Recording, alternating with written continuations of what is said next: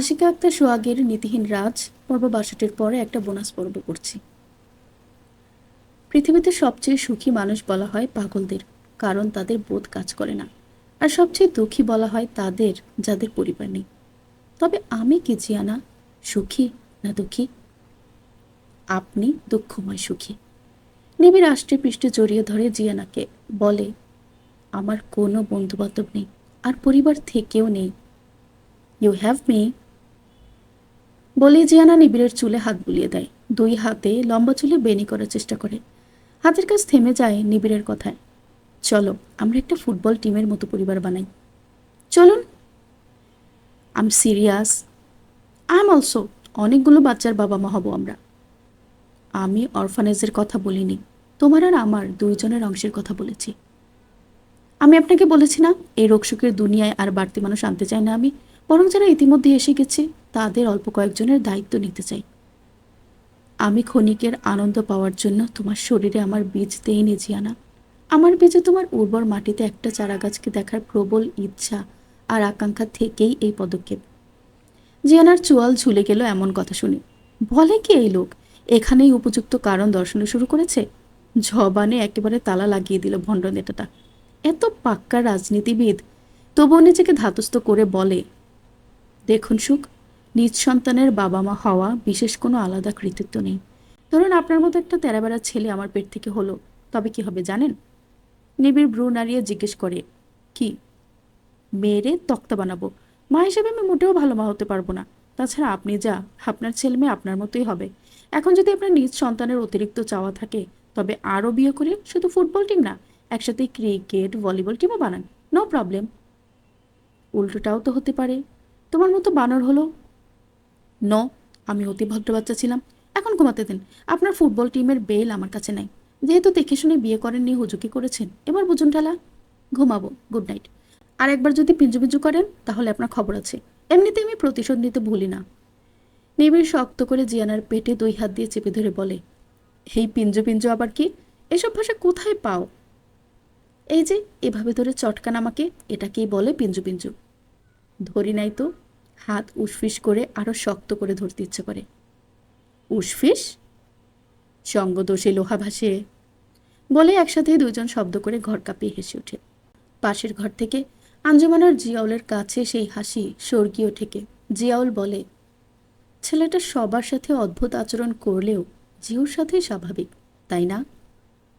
হ্যাঁ, গত পরশু প্রোগ্রামে কি সুন্দর পাশে পাশে ছিল। জিওকে বসিয়ে ইনস্ট্রাকশন দিয়ে খাওয়াচ্ছিল। ওরা সহজ হলেই হলো।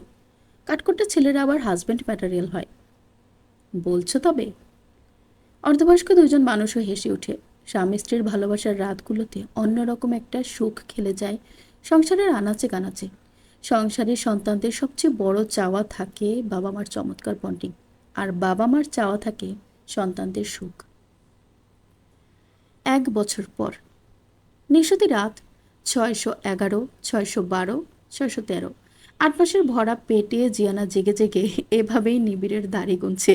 বেচারা নিবিড় প্রেগো বউয়ের অত্যাচার সহ্য করে ঘুমে ঢুলুঢুলু হয়ে সারা দিন হাড় করে এক করা পরিশ্রম করে নিজের বিছানায় হাত পা মেলে বিশ্রাম নেওয়ার কোনো জো নেই। দাড়ি গোনা শেষে শক্ত করে কামড়ে ধরে নিবিড়ের নাক।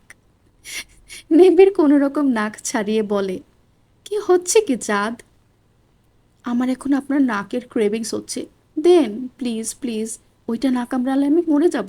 আমি মরে গেলে আপনার ক্যাসেটের কি হবে? বলেই নিচের ঠোঁট উল্টিয়ে ফেলে জিয়ানা। বাধ্য হয়ে নিবিড়ের নিজের নাক এগিয়ে দেয়। প্রথম প্রেগনেন্সি মানেই এটা একটা মাইলস্টোন। বউয়ের যত পাগলামি তাতে সাথ দিতেই হয়। ডাক্তার কড়া করে বলা দিয়েছে, মা হাসি খুশি মানেই বাচ্চা হেলদি। তার মতো যেন গোমরামুখ না হয়, তাই দাঁতে দাঁত চেপে পাগলের সকল পাগলামিতে সম্মতি দিতে হচ্ছে। কাল নিশ্চিত মাস্ক দিয়ে নাক ঢেকে বের হতে হবে। মান সম্মান এভাবে যে ধূলিসাৎ হবে সেটা ঘুণাক্ষরেও যদি বুঝতো, এত বাচ্চা বাচ্চা করতো না নেবে। সত্যি বলতে অন্যের বেলায় যে পুরুষ রড় করে গর্জে ওঠে, সেই একই পুরুষই আবার নিজের আহ্লাদের নারীর কাছে একেবারেই পান্ডা। এর কয়েক মাস পর জিয়ান অকাতরে ঘুমাচ্ছে। প্রেগন্যান্সির পর থেকে জিয়ানার ঘুম খুব গাঢ় হয়েছে। নিবিড়ের কোলে তাদের ৩ মাসের মেয়ে জিসু ইবনাথ নিবিড়। মেয়েটা একেবারেই নিবিড়ের চেহারা পেয়েছে। ডেলিভারির পর জিয়ানা সবার আগে জিজ্ঞেস করেছে, নাকটা কার মতো হয়েছে? ওর পাপার মতো? নার্সরা অবাক হলেও নিবিড় হয়নি। কারণ জিয়ানা বারবার নিবিড়কে বলেছে, নাক যদি আমার মতো বোচা হয় তবে আপনার খবর আছে সুখ। নিবিড় অভ্যস্ত এইসব উল্টাপাল্টা কথাতে। পুরো প্রেগনেন্সির সময় নানা উদ্ভট কথা জিয়ানার মুখ থেকে বের হয়েছে। আজও জিয়ানা গভীর ঘুমে আচ্ছন্ন, কিন্তু জিসু কেঁদে অস্থির। তার ক্ষুধা লেগেছে। নিবিড় ইতিউতি করেও কান্না থামাতে পারছে না। বাড়ি থেকে হেঁটে এসেছে, কোনো কাজে দেয়নি সেটা। তাই বাধ্য হয়ে জিয়ানাকে আলতো স্পর্শ করে মৃদু স্বরে ডাকে, জিউ সোনা, বেবি ক্রাইং, ওর ক্ষুধা লেগেছে, একটু খাওয়াও। জিয়ানা হাত ঝটকা দিয়ে সরিয়ে দিয়েছে। এবার নিবিড়ের মাথায় আউলে যাচ্ছে। জিয়ানা বারবার বলেছে সে মাম্মি টাইপ মেয়ে না, বাচ্চার কিচ্ছু করতে পারবে না। নিবিড় তখন বড় মুখ করে বলেছে সে আছে না। এখন বুঝেছে কত বড় ভুল ছিল সে। পরক্ষণই মেয়ের মুখের দিকে তাকিয়ে যেন দুনিয়াতেই জান্নাতের ছোঁয়া পেল। কোনো ভুল হয়নি। সাহস নিয়ে আবার জিয়ানাকে ডাকে। জিয়ানা তেতে উঠে বলে, বাপ মেয়ে মিলে আমাকে একটু শান্তিতে ঘুমাতে দিবেন তো নাকি? ওকে খাইয়ে দিয়ে ঘুমাও। আপনি খাওয়ান, আপনার নেই? আজব প্রশ্ন, আমার থাকবে কেন? ওর বিএম লাগবে। হ্যাঁ, ওইটাই তো, আপনার যেটা আছে সেটা তো কোনো কাজের না। আহেতুক জায়গা দখল করে দুইটা ডট রাখার মানে কি? ওগুলো কেটে ফেলে দেন। নিবিড় ব্যাকুল হয়ে দাঁড়িয়ে থাকে। যিশুরও কান্না থেমে গেছে। 5 বছরের যিশু বারান্দায় দাঁড়িয়ে নিচে নিবিড়কে টাটা দিচ্ছে। নিবিড় গাড়ির দরজা খোলার আগে শুনতে পেল, dad, can you give me one thing? Sure, what you want? একটা এমন টেকনোলজি যেটা দিয়ে এখানে দাঁড়িয়ে পি করলে ওই দূরে গিয়ে পড়বে। নিবিড় হুড়মুড় করে ঘুম থেকে উঠে বসে। আশেপাশে খুঁজে তার মেয়েকে। পরক্ষণেই আবিষ্কার করে সে জিয়ানার খাটে ঘুমাচ্ছে। পাশে জিয়ানা গালে নেচে হাত দিয়ে গভীর ঘুমে। আরে পুরাটাই স্বপ্ন ছিল। কি ভয়াবহ স্বপ্ন রে বাবা। আগে স্বপ্ন দেখতো ভয়াবহ অতীত, আর এখন অদ্ভুত ভবিষ্যৎ। নিজের চুল টেনে ধরে মুচকে হাসে। সকাল হয়ে গেছে। একটা স্নিগ্ধ সুন্দর নতুন সকাল। একটা মিষ্টি মধুর যন্ত্রণার স্বপ্ন দেখার জন্য আজ নামাজ পড়বে নিবিড়। জিয়ানার দিকে ঝুঁকে কপালে চুমু এঁকে নেমে যায় বিছানা থেকে। পর্ব 63। ওয়ারেন বাফেট বলেছেন, বেতন একটা মেডিসিন যা আপনাকে আপনার স্বপ্ন ভুলে থাকার জন্য দেয়া হয়। জিয়ানার ঘুম ভাঙার পরেই এটা মনে হয়েছে। নিবিড়ও তার জন্য মেডিসিন যা তাকে তার লক্ষ্য থেকে দূরে রাখে। এমনকি জিয়ানার অ্যাক্টিভিটিও কমিয়ে দিয়েছে 50%। কিন্তু এবার আর ঝিমিয়ে থাকা চলছে না। তার ইদানিং যে সুখের নেশা ধরেছে সেটাকে এবার পরিপূর্ণ করতেই হবে। নিলয়কে তার বের করতেই হবে। নিবিড়ের ওপর আর ভরসা করে হাত পা গুটিয়ে বসে থাকা যাচ্ছে না। ইউনিয়ন পরিষদের অফিসের নিচের সকল নকশা ওয়াসা অফিসে পাওয়া যাবে নিশ্চিত। সেটা কালেক্ট করতে হবে। দরকার হলে অন্য রাস্তা বেছে নেবে। আরও একটা জিনিস ভেবেছে, একটা নির্দিষ্ট সময় পর মানুষের নিজের ভালো থাকার মেয়াদ শেষ হয়। তখন সবাইকে ভালো রাখতে হয়। সবাইকে ভালো রাখার মাধ্যমেই নিজের ভালো থাকাটা তখন নির্ভর করে। এই বোধটা সবার মাঝে সক্রিয় হলে পারিবারিক এত কলহ আর সামাজিক অবক্ষয় কখনোই হতো না। জিয়ানা এতকাল নিজেকে ভালো রেখে এসেছে যে কোনো উপায়ে। কিন্তু আজ সে প্রতিজ্ঞাবদ্ধ হলো নিজের সর্বোচ্চ চেষ্টায় নূর ম্যানশনের সকলকে ভালো রাখবে। তাদেরকে সে আর জাজ করবে না। এখন আপাতত তার দুইটা লক্ষ্য। এক, চেয়ারম্যানের অফিসের নারী নক্ষত্রে ছাপ মারা। দুই, নূর ম্যানশনের সকলের সুখের ব্যবস্থা করা। নিবিড়কে সে আউট অফ সিলেবাস রাখলো। এই লোকের সাথে জিয়ানা পেরে উঠবে না। তবে টাউন হলে বিদেশি কিছু লোকের সাথে নিবিড়ের কিসের গোপন বৈঠক ছিল সেটা যদি বের করতে পারত, তবে এই লোকটাকে অল্প হলেও নিজের হাতে রাখতে পারত। পরক্ষণই নিজের চিন্তা ঝেড়ে ফেলে। নিবিড় রাজনৈতিক মারপ্যাচ ভালো বুঝে। সে তার স্বার্থের জন্য মোটামুটি সবই করতে পারে। এবং জিয়ানা এটাও বুঝেছে লোকাল একজন নেতা হয়েই না, সেন্ট্রাল কোনো পার্সনের জোরে চলছে নিবিড়। জিয়ানা সিক্রেট ইনফরমারের কন্ট্রাক্টটা হাতের তড়িতে উড়িয়ে দিয়েছে। সেটা কেবল একজন নেতা হলে সম্ভব হতো না। জিয়ানা যেহেতু ম্যান পাওয়ার বা ন্যূনতম পাওয়ার নেই, সুতরাং তার নিবিড়ের সাথে লড়াই মানায় না। সে আপাতত তার জীবনের গণ্ডগোল সামলাক। নিবিড় বেশ সকালেই বের হয়ে গেছে। জিয়ানা তখনও ঘুমেছিল। জিয়ানার পড়ার টেবিলের খাতায় লিখে রেখে গেছে, অপার্থিব মুগ্ধতায় আমি চেয়ে চেয়ে কাটাই মায়াবী প্রহর, রতি ক্লান্ত ওই প্রেমময় মুখ দেখে। আহা, এ লগনে বেঁচে থেকেও সুখ। আমি শুধু মুগ্ধ চোখে চেয়ে দেখি আমার ঘুমন্ত প্রিয়ার মুখ। লিখেছেন রফিকুল ইসলাম ইশিয়াক। এই পাজলের মতো লোকটার সাথে কবিতা জিনিসটা জিয়ানা একেবারেই মেলাতে পারে না। তবুও হুটহাট কিছু পঙক্তি জিয়ানার খুব ভালো লাগে। হালকা রোমান্টিক একটা ফিল আসে। রাতে লোকটা কী পরিমাণ বোল্ড হয়ে উঠেছিল ভাবতেই জিয়ানার গাল লাল হয়ে ওঠে। পরক্ষণই মাথা ঝাঁকিয়ে নিবিড়ের ভাওতাবাজি সরিয়ে দিয়ে নিজের লক্ষ্যের দিকে ফোকাস করে। তারপর আজকে সারাদিনের প্ল্যান সাজালো। প্রথমে ভার্সিটি যাবে, তারপর যাবে চেয়ারম্যান পরিষদের অফিসের পিয়নের বাসায়, সেখান থেকে ওয়াসো অফিস, তারপর সন্ধ্যায় নূর ম্যানশন। ফোনের কভারের নিচে রাখা নিবিড়ের দেওয়া ক্রেডিট কার্ডটা চেক করে আজ থেকে এটার ব্যবহার শুরু করবে। সব কাজের প্ল্যান শেষে তার দ্বিতীয় স্ট্রেস কমানোর মেডিসিন জেনিকে ফোন দেয়। জেনি হচ্ছে প্রচণ্ড ইমোশনাল, আর ইমোশনাল মানুষগুলোর কাছে সবসময় বিজ্ঞান বড় না। এরা তাত্ত্বিক জিনিসটাকে সুন্দরভাবে ধারণ করে, ফলে নিউরোফিজিওলজিক্যালের নিয়ন্ত্রণে সব কিছু ব্যালেন্স হয় চমৎকারভাবে। কিরে, আমাবস্যার চাঁদ, এত সকাল সকাল ফোন? 2 দিন দেখা হয়নি, এই জন্য আমাবস্যার চাঁদ হয়ে গেছি? দরকারটা বলেন মহারানী। সবজি বসিয়েছে চুলায়, পুড়ে যাবে। আরেকজন না খেয়েই বের হয়ে গেছে। দরকার তেমন কিছু না। মানে? কি রে জিও, তুই মানে মানে করছিস? তোর শরীর ঠিক আছে নাকি ড্রিঙ্কস করেছিস? আরে তোর, শোনো, কলম কাটা হয়েছে, কুড়ি যাতে না আসে এটার জন্য কী ব্যবস্থা নিতে হয়। জেনি পেঁয়াজ কাটা থামিয়ে ওড়নায় ভেজা হাত মুছতে মুছতে অবাক কণ্ঠে বলে, কি কলম কাটা করি হাবিজাবি বলছিস? তোর কি হয়েছে জিও? জিয়ানা দীর্ঘশ্বাস ছাড়ে। এই হাদাটা জিয়াউলের মেয়ে কেমনে হয়, কিচ্ছুই বোঝে না। কটমট করে বলে, আপি, তুমি না বিবাহিত মহিলা, কিচ্ছু বোঝো না দেখি। ফ্যামিলি প্ল্যানিংয়ের ব্যবস্থা বলো, কুইক। জেনি হো হো করে হেসে ওঠে। হাসি তার থামেই না, ট্রেনের মতো ঝমঝমিয়ে চলছে তো চলছে। জিয়ানা বিরক্ত হয়ে ফোন কেটে দিল। সে আগে ভাবতো তার মাঝে লজ্জার ফাংশন নেই, কিন্তু ইদানিং কোত্থেকে সেটা উদয় হচ্ছে কে জানে। সব রাগ গিয়ে পড়ল নিবিড়ের উপর। আদিম একটা জিনিস, সেটা নিয়ে এত সংকোচের কি আছে? তবুও কেন যে নিজের ব্যাপারে বলতে গেলেই জিব্বায় ভার অনুভূত হয় কে জানে। সব দোষ ভণ্ড নেতার। শালা বদলো, তোর মাথায় মস্ত বড় টাক গজা। মেজাজ খারাপ নিয়েই প্ল্যান চেঞ্জ করলো জিয়ানা।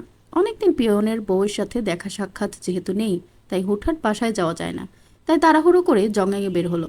দেখা হয়ে গেলে আজ সরাসরি বাসায় ঢুকে যাবে। জিয়ানার ভাগ্য আজ ভালো না। হাফ অ্যান্ড আওয়ার হেঁটেও সেই মহিলার দেখা পেল না। তাই সিদ্ধান্ত নিল তাদের বাড়ির সামনে ঘোরাফেরা করবে। হাত ঘড়িতে সময় দেখে নিল ক্লাস শুরু হতে আরও ঘন্টা দেড়েক।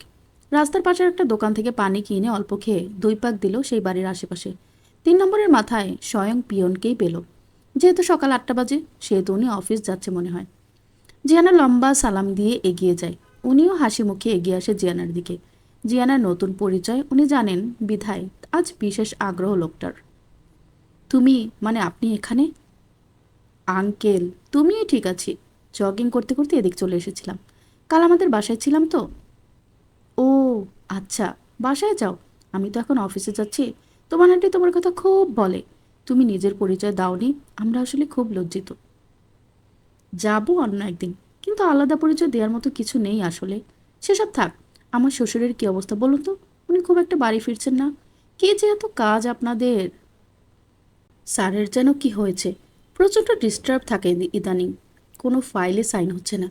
একাধিক কাজের জ্যাম বেজে গেছে। বলেন কি, শরীর ঠিক আছে তো? জিয়ানা বেশ আগ্রহ নিয়ে জিজ্ঞেস করে।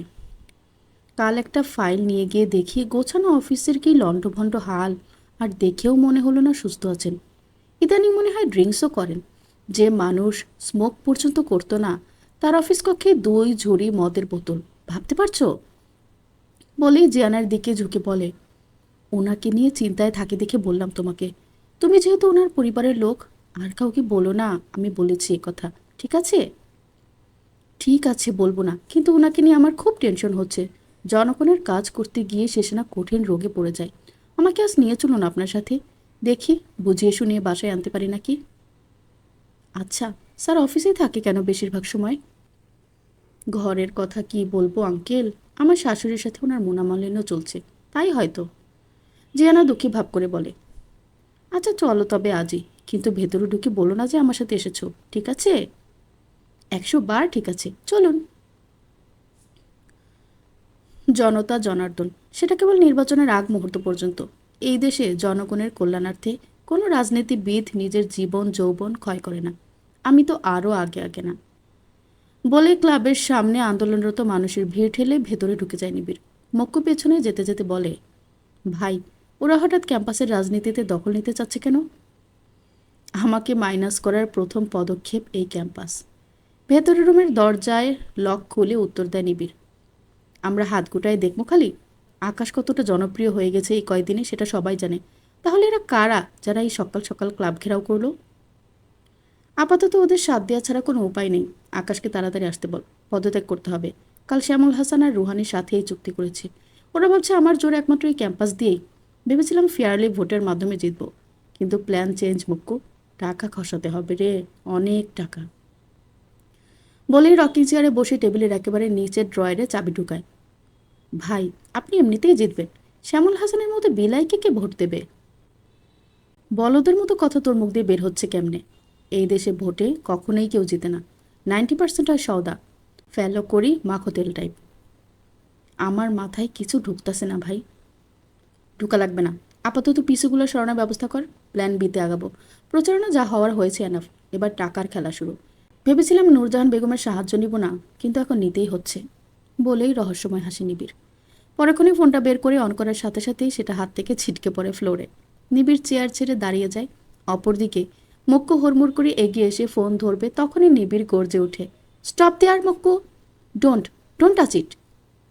মক্কুর আগেই নিবিড় এসে ছু মেরে ফোন উঠিয়ে সরাসরি পকেটে ভরে ফেলে উল্টো করে যায়। মক্কু বিস্মিত হয়ে জিজ্ঞেস করে, ভাই সব ঠিক আছে? কেউ কি ব্ল্যাকমেল করে কিছু পাঠিয়েছে? আমাকে যদি কেউ কিছু করতে পারে তবে সেটা একমাত্র তোর বউয়ের বোন ছাড়া আর কেউ না রে। বাইরে গিয়ে অপেক্ষা কর, আমি আসছি। মক্কু বের হলে নিবিড় ফোন বের করে আবার চেক করে। নিজের ফোনের স্ক্রিনে তাকাতেই লজ্জা লাগছে।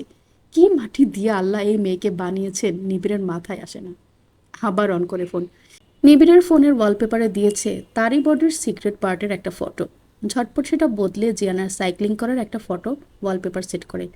দুই চোখের মাঝখানের জায়গাটার নাকটা চিমটি দিয়ে ধরে নিবিড় ভাবে, এমন চিন্তা একমাত্র জিয়ানার দ্বারাই সম্ভব।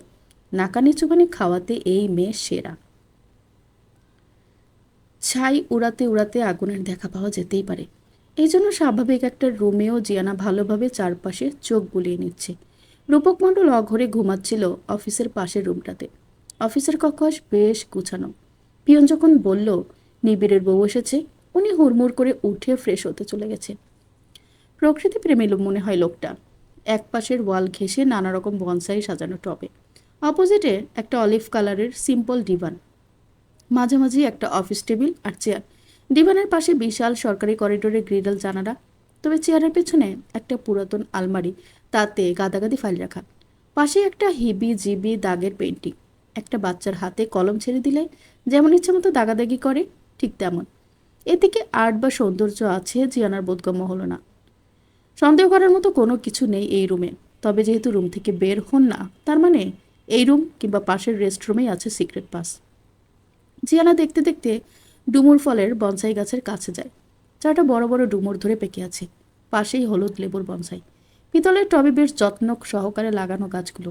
একটু নিচু হয়ে টবের নিচের প্লেটের খোদাই করা তারিখ দেখতে গিয়ে তার নজরে পড়ে মোজাইকের ফ্লোরে সূক্ষ্ম কিছু স্ক্র্যাচ। তর্জনী আঙ্গুল দিয়ে সেই স্ক্র্যাচে ঘষে বুঝতে পারলো ঘর্ষণের ফলে বেশ অমসৃণ এই জায়গাটা। তার মানে নিয়মিত ওই টবগুলো সরানো হয়। ভারী ভারী টবগুলোকে শুধুমাত্র পরিষ্কারের জন্য সরানো হয়, নাকি অন্য কিছু? এখানে 7টা বনসাই গাছ আছে, কিন্তু স্ক্র্যাচ শুধু 3টা টবের কাছেই আছে। জিয়ানা শটান দাঁড়িয়ে যায়। রূপকের সাথে দেখা করার আগেই বের হয়ে যায় অফিস থেকে। উদ্দেশ্যহীন হয়ে কিছুটা হাঁটার পর জিয়ানার মনে হলো এই মুহূর্তে একজন নামি দামি মামা চাচার খুব দরকার ছিল, যার রেফারেন্সে সে কোনো সরকারি অফিসে গেলেই তারা বিশেষ তদারকি করবে। কাছে কোলে স্মৃতির পাতায় কিংবা জানাশোনার মাঝেও কোনো ক্ষমতাধর ব্যক্তির কথা মাথায় এলো না জিয়ানার। পকেটে ফোন বের করতে গিয়ে হাতে একটা কার্ড বাজে। তৎক্ষণাৎ সেটা বের করে এনে মুখে মুচকি হাসি ফুটে ওঠে। উক্ত কার্ডের উল্লিখিত ফোন নম্বরে কানেক্ট করে কানে ধরে। চট করে রিসিভ হয়ে ভেসে ওঠে, Shafiq Ahmed speaking. But can I call you better late mister? বেটা, it's you. I have been waiting for you for long time dear. You can call me better quick. বলেই হেসে ওঠে জিয়ানা। সাথে শফিক আহমেদও হো হো করে হেসে দেয়। আমি চাই আপনি আজই আসুন নূর ম্যানশনে বেটারলেট। সমস্যা আছে কি এতে? খুবই উপকৃত হব এতে। আমার আর 1 সপ্তাহ পরেই ফ্লাইট। আচ্ছা, এতে আমার উপর দিয়ে টর্নেডো বয়ে যেতে পারে। কিন্তু এতেও আমার আপত্তি নেই। তবে রিস্ক নিতে পারি যদি যদি এনি হেল্প? হ্যাঁ, এই অঞ্চলের ওয়াসাতে জব করে এমন কেউ কি আপনার পরিচিত আছেন? না, এই অঞ্চলে নেই তো। ও, তবে পরিচালনা পর্ষদের একজন সদস্য, পারভেজ ইকবাল, বাংলাদেশ বার কাউন্সিলের প্রধান, আমার বোজম ফ্রেন্ড। গ্রেট! উনি কি একটা সিক্রেট জিনিস ফাঁস করবে যদি আপনি চান? কী টাইপ সিক্রেট আগে যে আমাকে জানতে শুনতে হবে? বিশেষ কিছু না, ওই এলাকার ইউনিয়ন পরিষদের অফিসটা আসলে ব্রিটিশ আমলের বিল্ডিং হওয়ায় এটার পানি নিষ্কাশন ব্যবস্থা অসাধারণ, যেটা ডিজাইন প্রায় 100 বছর আগে করা হয়েছে। আমার ভার্সিটির একটা প্রজেক্টের জন্য এমন চমৎকার কিছু পাবলিক বিল্ডিংয়ের আদি অন্ত ডিজাইন লাগবে, যেটা দিয়ে আমরা আমাদের ভুলগুলো সহজেই চিহ্নিত করতে পারি আর 100 বছরের পুরাতন আর সাধারণ টেকনোলজি দেখে শিখতেও পারি, সাথে পরবর্তীতে আমরা সেগুলো জনকল্যাণমুখী প্রয়োগও করতে পারি। কিন্তু আমি কোনোভাবেই এদের কনভিন্স করতে পারিনি, তাই এখন মনে হচ্ছে এই প্রজেক্ট থেকে আমার লিভ নিতে হবে। ওহো, এটা তো একটু ঝামেলারই হবে, কারণ সিকিউরিটি ইস্যু আছে এখানে। তাছাড়া তবুও আমি আমার বন্ধুর কাছে জেনে নিচ্ছি, যদি পারে তো হলোই, না হলে আগাম sorry young lady. Okay, better late it's okay. তবে দেখা হচ্ছে সন্ধ্যায় নূর ম্যানশনে। Of course, better quick. কালো জামা আমার পছন্দ। অবশ্যই আনবো। আরও কিছুক্ষণ স্বপ্নার পছন্দ অপছন্দের কথার সাথে তাদের অল্প দিনের প্রণয়ের নানান কথা জিয়ানা শুনল ভদ্রলোকের কাছ থেকে। ফোন রেখে জিয়ানার কাছে লাগলো, পুরুষের আসলে মনের কখনো বয়স বাড়ে না। এই যে লোকটা 50-এর ঘর ছাড়িয়েছে, বিপত্নিক হয়ে আবার স্বপ্ন বুনছে নতুন সংসারের। মেয়েরা হলে কি পারতো? হুম, মেয়েরা একবার যে মায়ায় জড়িয়ে যায়, সেটার রেশ সারা জীবনেও কাটে না। যদি সন্তান থাকে তবে তো জান্নাতেও অন্য সঙ্গীর কথা চিন্তাও করতে পারবে না। দীর্ঘশ্বাস ছাড়ে জিয়ানা। তাকেও ছেলেদের মতো চিন্তা করতে হবে। নিবে যদি কোনোদিন তাকে মিডল ফিঙ্গার দেখায়, তবে সে 2 হাতের মিডল ফিঙ্গার দেখাবে। বায়াসড সে কখনোই সাপোর্ট করেনি, করবেও না, কাভি নেই। জিয়ানা ক্যাম্পাসে এসে দেখে কিসের যেন আন্দোলন হচ্ছে। একটু কান খাড়া করার পর শুনতে পেল নানা স্লোগান, যেগুলো সব আকাশের বিপক্ষে দেয়া হচ্ছে। প্রেসিডেন্টের গালে গালে, জুতা মারো তালে তালে, 1 2 3 4, আকাশ তুই গদি 4। পাশে এসে মিম দাঁড়ালে জিয়ানা তার কাছ থেকে জানতে পারে আকাশের বিরুদ্ধে নানা অভিযোগ তুলে এরা এখন তার পদত্যাগ চাচ্ছে। জিয়ানা ভিড় ঠেলে সামনে আগায়। ক্লাবের দরজার সামনে চেয়ারে বেঞ্চ দিয়ে আটকে রেখে এইসব স্লোগান দিচ্ছে, কিন্তু এদের কাউকেই পরিচিত লাগছে না। ছাত্র কম, ছাত্রের বাপ বেশি লাগছে। জিয়ানা ক্লাবের সামনে গিয়ে চেয়ারের বেঞ্চ লাথি দিয়ে সরিয়ে বলে, কিসের আন্দোলন হচ্ছে এখানে? ভিড়ের সামনে একজন খেকিয়ে বলে, ওই, এখানে কি, সাইডে যাও। আপনাদের কাউকেই তো চিনতে পারছি না। কারা আপনারা? ফেস অফ গ্রুপকে? আমরা ছাত্র সবাই, আর সবাই ফেস অফ গ্রুপ। এইভাবে তো এই মেরমারা আন্দোলনের কোনো মোমেন্টাম হবে না। এই ক্লাবের যে প্রধান ফেস, সে একটা হুঙ্কার ছাড়লেও তো আপনাদের চাঁদের চুল চাঁদে চলে যাবে। আহেতক ঝামেলা করছেন কেন? ওই মাইয়া, এখানে ঝামেলা করো না তো, যাও সরো। এই ক্লাব আমরা বন্ধ করে দিব। কোনো অযোগ্য লোকের আন্ডারে ক্যাম্পাস পলিটিক্স চলবে না। বলেই খেকিয়ে ওঠে এক গাট্টা গোট্টা, এক চাচ্চু টাইপ লোক। ভেতর থেকে এক স্বল্প পরিচিত ছেলে জিয়ানাকে ডেকে বলে, ভাবি, ভাই আপনাকে ভেতরে ডাকে। জিয়ানা তাই আর কথা না বাড়িয়ে চেয়ার টপকে ভেতরে ঢুকে যায়, সাথে মিমও যায়। ভেতরে ঢোকার সাথে সাথেই আকাশ দাঁত কেলিয়ে সালাম দেয়। তারপর জিয়ানার পেছনে মিমকে দেখে বলে, কি বেনিওয়ালি, ভালো? মিম ভেবে পায় না এত চিল আর ফুরফুরে মেজাজ মানুষের কেমনে হয়। বাইরে এর পদত্যাগের জন্য আন্দোলন হচ্ছে, আর সে আমাকে ভালো কিনা জিজ্ঞেস করে। মক্ক বের হয়ে আকাশের মাথায় গাট্টা মেরে বলে, খাসিলত বদলাবি না? ভাই, কয়লা যায় না ধুইলে, খাসিলত যায় না মরলে। জিয়ানা আকাশের দিকে তাকিয়ে বলে, একে সরিয়ে আপনারা এসান করছেন মক্কু ভাই। হে টই টই করে ঘোরার পাবলিক, দায়িত্বের জন্য গলায় ফাঁস। ভাবি ঠিক বলছেন, দায়িত্ব নিলে শুধু বইটা আমি নিতে পারি, বাকি সব বেকার লাগে। বলেই আবার উকি মেরে মিমকে দেখে। মিম জিয়ানার দিকে সেটিয়ে যায়। তার আকাশকে দেখলে ভয় লাগে, কেমন করে তাকায়। জিয়ানা আকাশের কথায় কান্না দিয়ে মুক্কুকে বলে, এইসব ফেইড আন্দোলনের মানে কি মুক্কু ভাই? সুখ কোথায়? আমার একটু দরকার ওনাকে, ফোনে পাচ্ছি না। ভেতরে আছে, যাও। জিয়ানা ভেতরে ঢুকে দেখে নিবিড় 2টা ক্যালেন্ডারের তারিখে মার্ক করছে বেশ মনোযোগ দিয়ে। জিয়ানাকে দেখে সেগুলো সাইডে গুটিয়ে রেখে হাত দিয়ে ইশারা করে কাছে এসে বসার জন্য। জিয়ানা বসতে বসতেই বলে, ফোন কোথায় আপনার? নিবিড় জিয়ানার হাত খপ করে ধরে বলে, ইবলিশ কি তোমার কাছে তালিম নেয়, না তুমি তার কাছে যাও? মাথায় আঙ্গুল দিয়ে টোকা দিয়ে আবার বলে, এত দুষ্টু বুদ্ধি এখানে কিভাবে আটে? জিয়ানা খিলখিলিয়ে হেসে উঠে বলে, রাগ হলে আমি প্রতিশোধ নিই। আপনি ওই শাকচুন্নির কাছে গেছেন দেখে আমার প্রচণ্ড রাগ হয়েছিল, তাই দয়া করে হালকা শাস্তি দিয়েছি। তবে একটা জিনিস আবিষ্কার করেছি। কি? আদালতে আমি মিথ্যে বলিনি বলেই ঘর কাঁপিয়ে হেসে ওঠে। সেই হাসির শব্দে সানপ্রুফ ঘরের দেয়ালে ঠা ঠা করে আছড়ে পড়ে। নিবিড় মোহাচ্ছন্ন হয়ে সেই হাসির দিকে তাকিয়ে জিয়ানাকে নিজের কাছে টেনে নেয়। জিয়ানা নিবিড়ের উদ্দেশ্য বুঝতে পেরে বলে, শুনুন, আমি একটা ভুল করে ফেলেছি। এখন আপনার অনুমতি চাই। Go ahead. মা, মানে স্বপ্না মার এই জীবনটা আমি দেখতে পারছি না। উনি একটা বেটার লাইফ ডিজার্ভ করেন। বসন্ত শেষে গ্রীষ্মের প্রখরতায় সব ফুল মরে উস্কো খুস্কো শীতের কালে এসে ফুল দেখার শখ কি আর থাকে? থাকলেও কি দেখা সম্ভব? বেটার লেট দেন নেভার একটা অপশন আছে আমার হাতে। বলেই শফিক আহমেদের কার্ডটা নিবিড়ের হাতে দিয়ে আদিয়ন্ত সব খুলে বলে। নিবিড় কার্ডটা দেখে পিসিতে ওনার নাম গুগল করে সব ইনফরমেশন বের করে, তারপর জিয়ানার দিকে তাকিয়ে বলে, তারা যদি চায় এখানে আমার কোনো আপত্তি নেই। ওনাদের সাথে আমার কোনো কালেই কানেকশন ছিল না। তোমার যেটা ভালো মনে হয় করতে পারো। উনি আপনাকে জন্ম দিয়েছেন, এই জন্য হলেও আপনার কিন্তু রেসপন্সিবিলিটি আছে সুখ। প্রতিদিন লক্ষ লক্ষ প্রাণীর জন্ম হয়, এতে মহিমান্বিত বোধের কিছু নেই। আমাকে জন্ম দিয়ে উদ্ধার তো কেউ করেনি জিয়ানা। ওইদিকে না যাই, এই ব্যাপারে আমাকেও জড়িও না। তবে ওনার একটা গতি হলে আমি মানুষ হিসেবে খুশি হব। মিথ্যা পরিচয় নিয়ে আর কত কাল বয়ে বেড়াবে। তবে সন্ধ্যায় আপনি থাকবেন? আমি নানুর সাথেও কথা বলেছি, ওনারও আপত্তি নেই।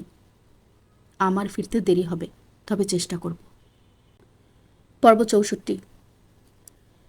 ফিউসিফর্ম নিউরন নামের এক প্রকার কোষ থাকে মস্তিষ্কে, যেটা সহানুভূতি অনুভবে সাহায্য করে। খুব কম সংখ্যক প্রাণীর থাকে এই কোষ। মানুষের পর হাতির মস্তিষ্কে এই কোষ সবচেয়ে বেশি সচল। এমনকি হাতি চলাচল এতটা সাবধানে করে থাকে যেন কোনো ছোট প্রাণী তার দ্বারা আঘাতপ্রাপ্ত না হয়। জিয়ানার লাগে সেও হাতি গোত্রের কেউ। এত এত বাঁধ ভাঙা সহানুভূতি আসে মাঝে মধ্যে, যা তার নিজের কাছেই বিরক্তি লাগে। নিজের কাজের বাগড়া দিয়ে হলেও অন্যের উপকার এসে ঝাঁপিয়ে পড়ে। ক্লাস শেষে তাদের ডিপার্টমেন্টের নতুন গার্ডের চোখের অপারেশনের জন্য ফান্ড গঠন করতে গিয়ে বেশ দেরি হয়ে গেছে। বিকালটাও মরে এসেছে। ফোন বের করে দেখে নিবিড়ের কল এসেছে বেশ কয়েকটা। সিদ্ধান্ত নেয় একেবারে বাড়ি ফিরেই কথা বলবে। ফেরার সময় শফিক আহমেদও ফোন দিয়ে বলে, আমার খুব শখ ছিল শেহনাজকে কালো জামদানিতে দেখার। ঝোঁকের বসে শাড়িটা কিনেও ফেলেছি। আমি জানি শেহনাজ আমাকে আর সুযোগ দিবে না, তাই আজ লাস্ট বারের মতো এই শাড়ি পরা ওকে শুধু একবার দেখতে চাই। জিয়ানা ঘাড় চুলকিয়ে বলে, দিলেন তো ফাঁসিয়ে। আচ্ছা, আপনি তবে বাজারের গলিতে আসুন, আমি নিয়ে যাচ্ছি সাথে। তবে কথা দিতে পারবো না। কথা দিতে হবেও না, আমি জানি তুমি পারবে। অন্যথা বাধ্য হয়ে তাকে বাজার হয়েই ঘুরে যেতে হলো। শফিক আহমেদ দাঁড়িয়েছিল। ভদ্রলোকের চুপসানো গালে সবসময় একটা রমরমা হাসি লেগেই থাকে। কষ্ট লুকানোর জন্য নাকি নিজের করে এক সময়ের কাপুরুষত্বের আড়াল করতে এই হাসি, কে জানে। জিয়ানা ফিরতি হাসি দেয়, এগিয়ে গিয়ে সালাম দেয়। শফিক আহমেদ দুইটা শপিং ব্যাগ বাড়িয়ে দেয় জিয়ানার দিকে। এখানে দুইটা শাড়ি কেন? একটা ঘুষ। আমার সাথে 2 নম্বরই?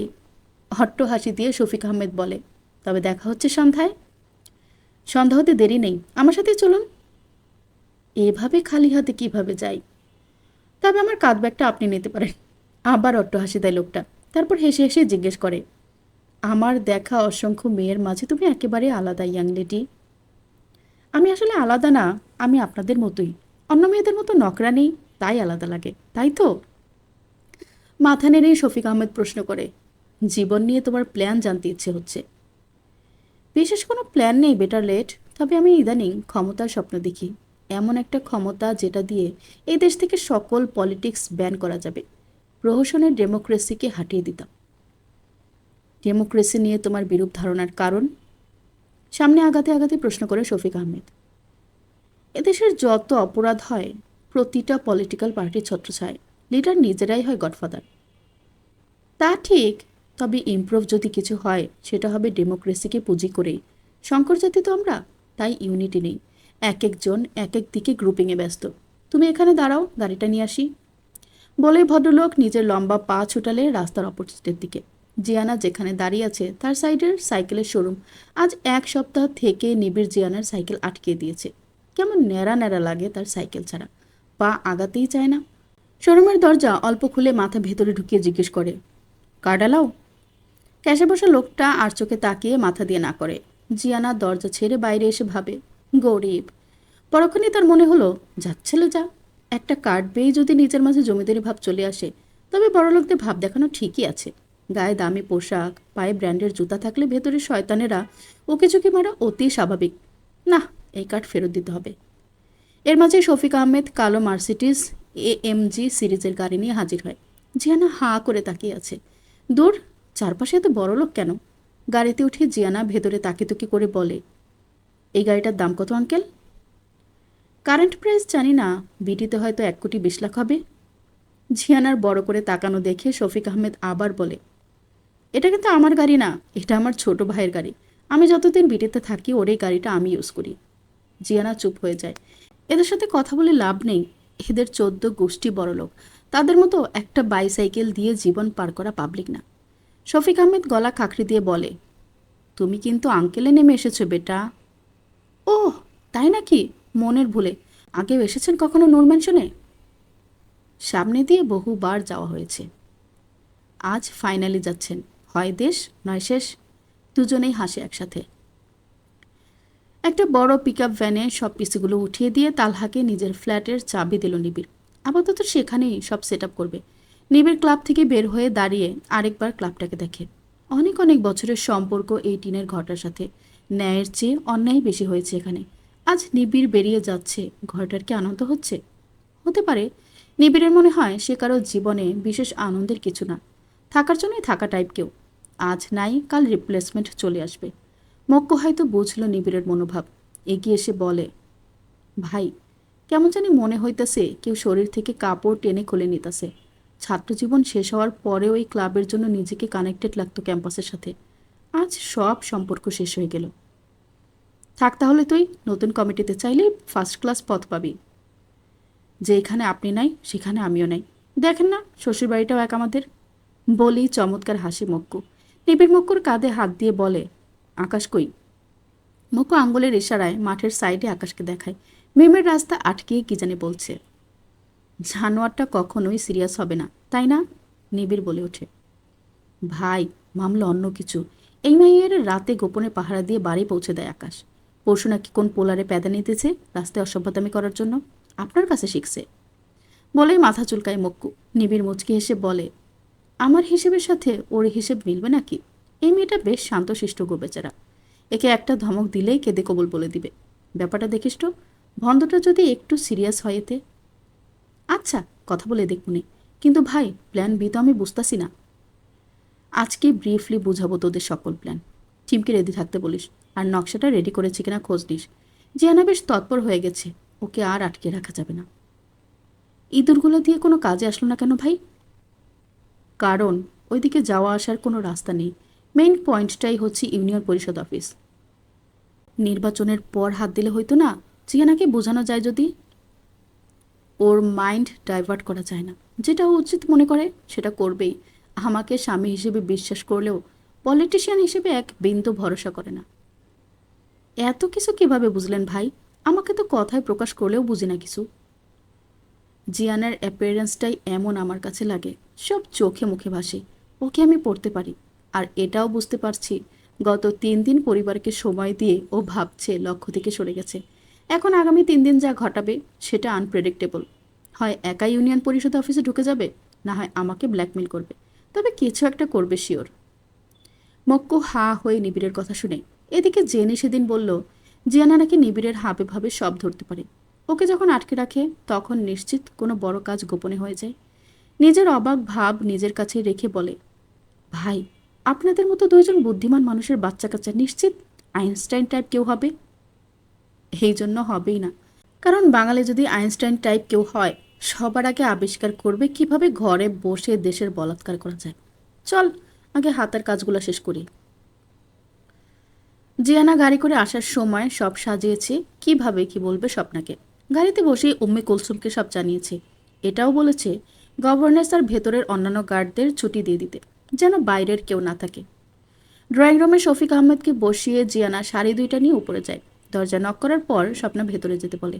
জিয়ানা ভেতরে গিয়ে একটা শাড়ি স্বপ্নার দিকে এগিয়ে দিয়ে বলে, মা, আমি 2টা সেম শাড়ি এনেছি তোমার সাথে ম্যাচিং করে পরে ফটো সেশন করার জন্য। প্লিজ না করো না। স্বপ্না সরল মনে মুচকি হেসে শাড়িটা হাতে নেয়।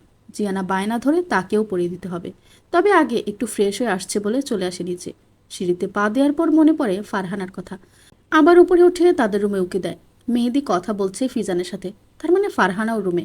ফটাফট নিজের ফোন বের করে ছোট ছোট রসালো মেসেজ টাইপ করে ফারহানার নম্বরে। বাইরে থেকে টুংটাং শব্দ শুনে হেসে কুটিকুটি হয়। মেসেজ দেওয়ার পর কল দেয়। ফারহানা কেটে দিল, তার মানে মেহেদি নোটিশ করেছে। জিয়ানা ফ্রেশ হয়ে স্বপ্নার রুমে আবার গিয়ে দেখে উনি রেডি হয়ে ড্রেসিং টেবিলের সামনে দাঁড়িয়ে নিজেকে দেখছেন। ঘাড়ের উপর মোটা একটা খোপায় টকটকে লাল কিছু গোলাপের দরকার ছিল। যেহেতু নেই সো নেই, আহাহু করে লাভ নেই ভেবে জিয়ানা এগিয়ে গিয়ে ব্যাগ হাঁক করে বলে, তোমার মতোই সুন্দর হয়েছে তোমার পুত্র মা। দাড়ি গোফের কারণে বোঝা যায় না তার চেহারা। দাড়ি আর একটা কারণে কাটে না, গলার দাগের জন্য। আমি নাকি আমার ছেলের গলায় দা ধরেছিলাম। তুমি জানো না? জিয়ানা পেছন থেকে সামনে এসে প্রশ্ন করে। স্বপ্না অন্য শাড়িটা খুলতে খুলতে বলে, না, আমার কিচ্ছু মনে নেই। শুধু সেদিনের ঘটনা না, তখনকার অসংখ্য দিনের কথা আমার কিচ্ছু মনে নেই। তবে প্রচণ্ড মাথা ব্যথা আর শরীরের জয়েন্টে জয়েন্টে ব্যথা থাকতো টানা। ক্ষুধা পেত না একেবারে। আচ্ছা, ব্লাউজ পেটিকোট কোথায়? কি দিয়ে পরবে? পরশুরগুলো আছে শুধু, ওগুলো চলবে? মেরুন কালার দিয়ে কালো শাড়ি হলেই তো হলো, এতকে নোটিশ করবে? আমার ছেলে। ওহো, আর লোক পেলে না তুমি? শুক্ত কালার ব্লাইন্ড, সাদা আর কালো ছাড়া আমি তাকে অন্য কালার দেখিনি। আমার কাছে কিছু ফ্রি সাইজ ব্লাউজ আছে, পরবে? Why not? মা, একটা কথা বলি। Why not? জিহানা খিলখিলিয়ে হেসে উঠে বলে, যদি জীবনে প্রথমবার ওয়েস্ট হয়ে যাওয়ার পর আবার দ্বিতীয়বার সুযোগ আসে সেটা ঠিক করার, তবে কি করা উচিত? অবশ্যই দ্বিতীয় সুযোগ লুফে নেওয়া উচিত। জিয়ানা স্বপ্নার মুখের দিকে তাকিয়ে বলে, তুমি হলে করতে? হয়তোবা।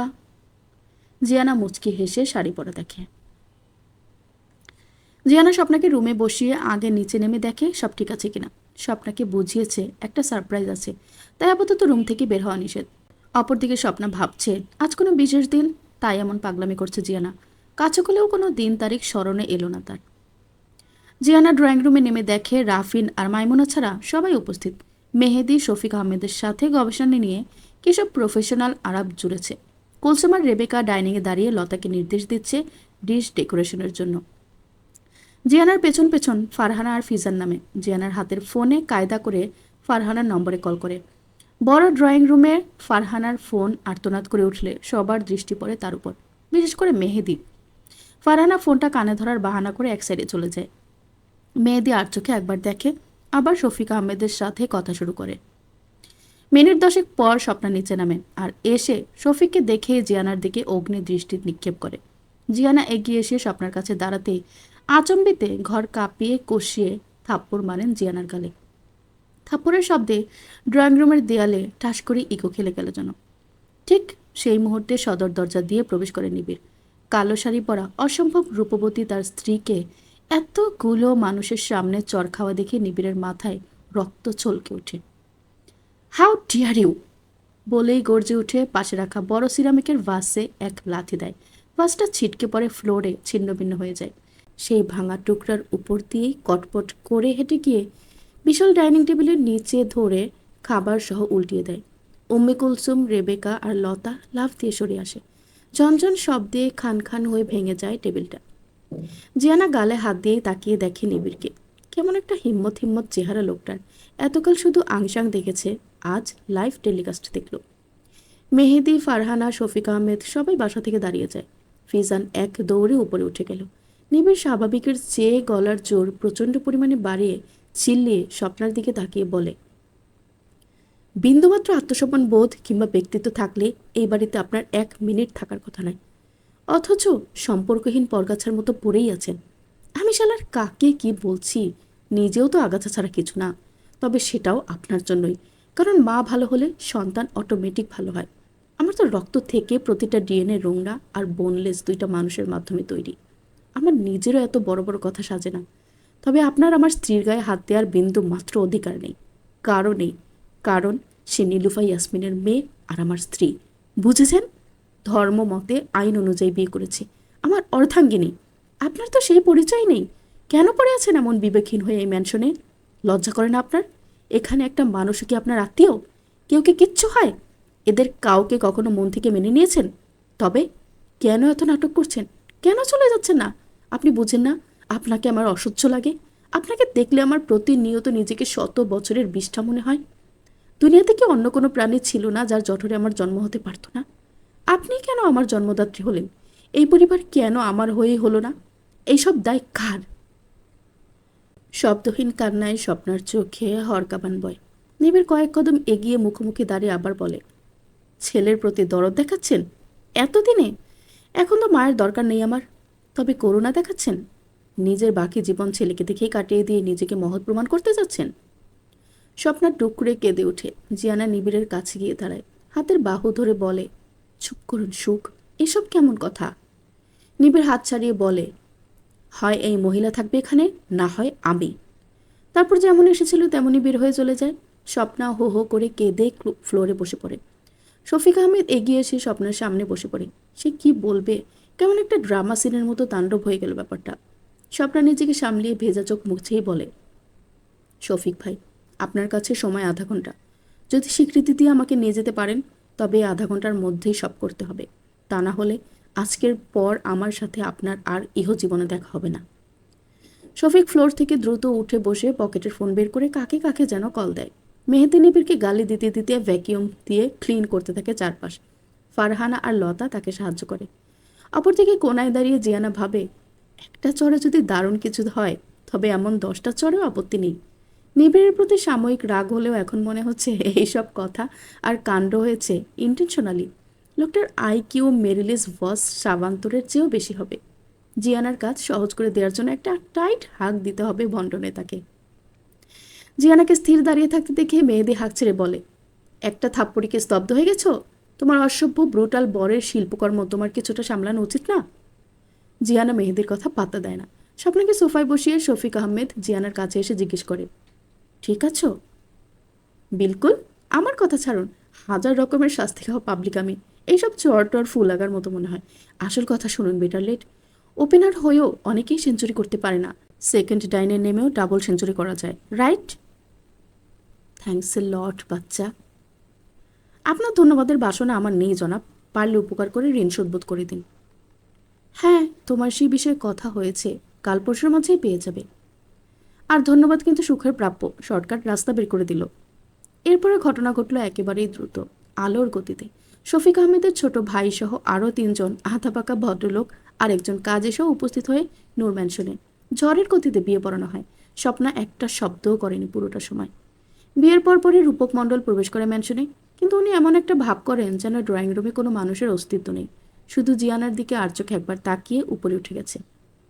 সবাইকে অবাক করে দিয়ে স্বপ্না শফিক আহমেদের সাথে বের হয়ে যায়। কারোর সাথে একটা কথা পর্যন্ত বলেনি। এক কাপড়ে যেমন ছিল তেমনই। গলায় যে মোটা সোনার চেইন ছিল সেটাও খুলে কুলসুমের হাতে দিয়ে যায়। জিয়ানা আর কুলসুম এগিয়ে কয়েকবার কথা বলার চেষ্টা করলেও মাথা উপরে উঠায়নি। উম্মে কুলসুম চোখের পানি ফেলতে ফেলতে নিজের রুমে ঢুকে। অন্যদিকে ফারহানার এবার সত্যি ফোনে কল এলে সে এক সাইডে দাঁড়িয়ে কথা বলা শুরু করে। মেহেদি বেশ বিরক্ত নিয়ে সেদিকে তাকিয়ে থাকে। জিয়ানা মেয়েদের ভাবমূর্তি আরেকটু বোঝার জন্য বলে, কেউ ফেলনা না। প্রিসিয়াস এই জীবনটা আহেতুক খরচা করার কোনো মানে নেই। সবাইকে নিজের জীবন গুছিয়ে চলা উচিত। বলেই বের হয়ে যায় নূর ম্যানশন থেকে। রাস্তায় নেমে মক্কুকে কল করে জানে নিবিড় সহ তারা সবাই ফ্ল্যাটে আছে। নিবিড়ের ফ্ল্যাটে জিয়ানা যখন পৌঁছায় তখন রাত 8টা বাজে। তালহা, আকাশ, মক্কু, সজল বসে আছে সোফায়। জিয়ানা বুঝলো নিবিড় লাইব্রেরি রুমে, কারণ সেখান থেকে গিটারের টুংটাং সুর গলে বের হচ্ছে রুমের বাইরে পর্যন্ত। হঠাৎ সবাই স্তব্ধ হয়ে যায় নিবিড়ের গানে। একটা চাঁদ ছাড়া রাত আধার কালো, মায়ের মমতা ছাড়া কে থাকে ভালো? মা গো মা, ও গো মা, তুমি চোখের এত কাছে থেকেও দূরে কেন বলো না? গান থামার সাথে সাথে ভাঙচুরের শব্দে সবাই হকচকিয়ে যায়। জিয়ানা এক মুহূর্ত দেরি না করে ছুটে যায় সেই রুমে। নিবিড় ভাঙা থ্যাতলানো গিটার হাতে দাঁড়িয়ে সিগারেট টানছে। একসাথে 3টা শলাকা ধরিয়েছে বিধায় সারা রুম ধোঁয়ায় ছেয়ে গেছে। দরজাগুলোর শব্দে নিবিড় অন্যদিকে হয়ে তাকিয়েই হাত বাড়িয়ে জিয়ানাকে ডাকে, কাম টু মি চাঁদ, সবসময় দেরি করে আসো তুমি। জিয়ানা দ্রুত পায়ে গিয়ে হাত থেকে সিগারেট কেড়ে নিয়ে অ্যাস্ট্রেতে নিভিয়ে রাখে। তার খুব খুব কাশি শুরু হয়ে গিয়েছে। নিবিড় জিয়ানাকে নিজের কাছে টেনে নিয়ে শক্ত করে জড়িয়ে ধরে। জিয়ানাও কালক্ষেপণ না করে আলিঙ্গন করে নেয় নিবিড়কে। নিবিড় জিয়ানাকে এমনভাবে ধরেছে, জিয়ানা ফ্লোর থেকে কয়েক ইঞ্চি উপরে ঝুলছে। সেই অবস্থায় নিবিড় জিয়ানাকে নিয়ে হেঁটে থাই গ্লাসের কার্টেনের কাছে গিয়ে বসে পড়ে ফ্লোরে। জিয়ানার নেকে মুখ গুছিয়ে লম্বা শ্বাস টেনে নেয়। জিয়ানার পায়ের আঙ্গুল টিপে রাখে, কিন্তু নড়াচড়া করে না। হাতের ভাঁজ থেকে একটা ছোট্ট চিরকুট বের করে এগিয়ে দেয় নিবিড়ের দিকে, যেটা স্বপ্না বের হওয়ার সময় জিয়ানার হাতে দিয়েছিল। নিবিড় এক হাতে মেলে ধরে চিরকুটটা। আব্বু, হরিণের দুঃখ কস্তুরী, ঝিনুকের দুঃখ মুক্তা, হাতিরও দুঃখ দাঁত, রেশম পোকার দুঃখ নিজের শরীর, আমার দুঃখ তুই। আমার এই জীবনের কোনো প্রাপ্তি নেই, তবে একটা সময় বুঝেছি তোর চেয়ে বড় প্রাপ্তি এই দুনিয়ায় নেই। তাই আমার প্রাপ্তি তুই একাই। আমি সামনে তোকে তুমি বললেও মনে মনে অন্য মায়েদের মতো তুই সম্বোধন করি। অন্য মায়েদের মতো সব বিষয়ে খবরদারি করি, অন্য মায়েদের মতো শাসন করি। আমি জানি না সন্তানের গায়ের গন্ধে আলাদা কোনো বিশেষত্ব আছে কিনা। আমি জানি না একজন মায়ের সন্তানের জন্ম পরিচয়ের জন্য কোনো যুদ্ধ করতে হয়েছে কিনা।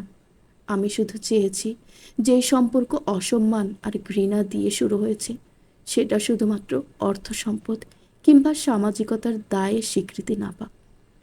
আমি জানতাম না ভবিষ্যতে কি আছে, তবে এটা চাইতাম সামাজিক স্বীকৃতি কিংবা সেই বংশের পরিচয় আমার সন্তান না পরিচিত হোক, যেই বংশকে আমি ঘৃণা করি।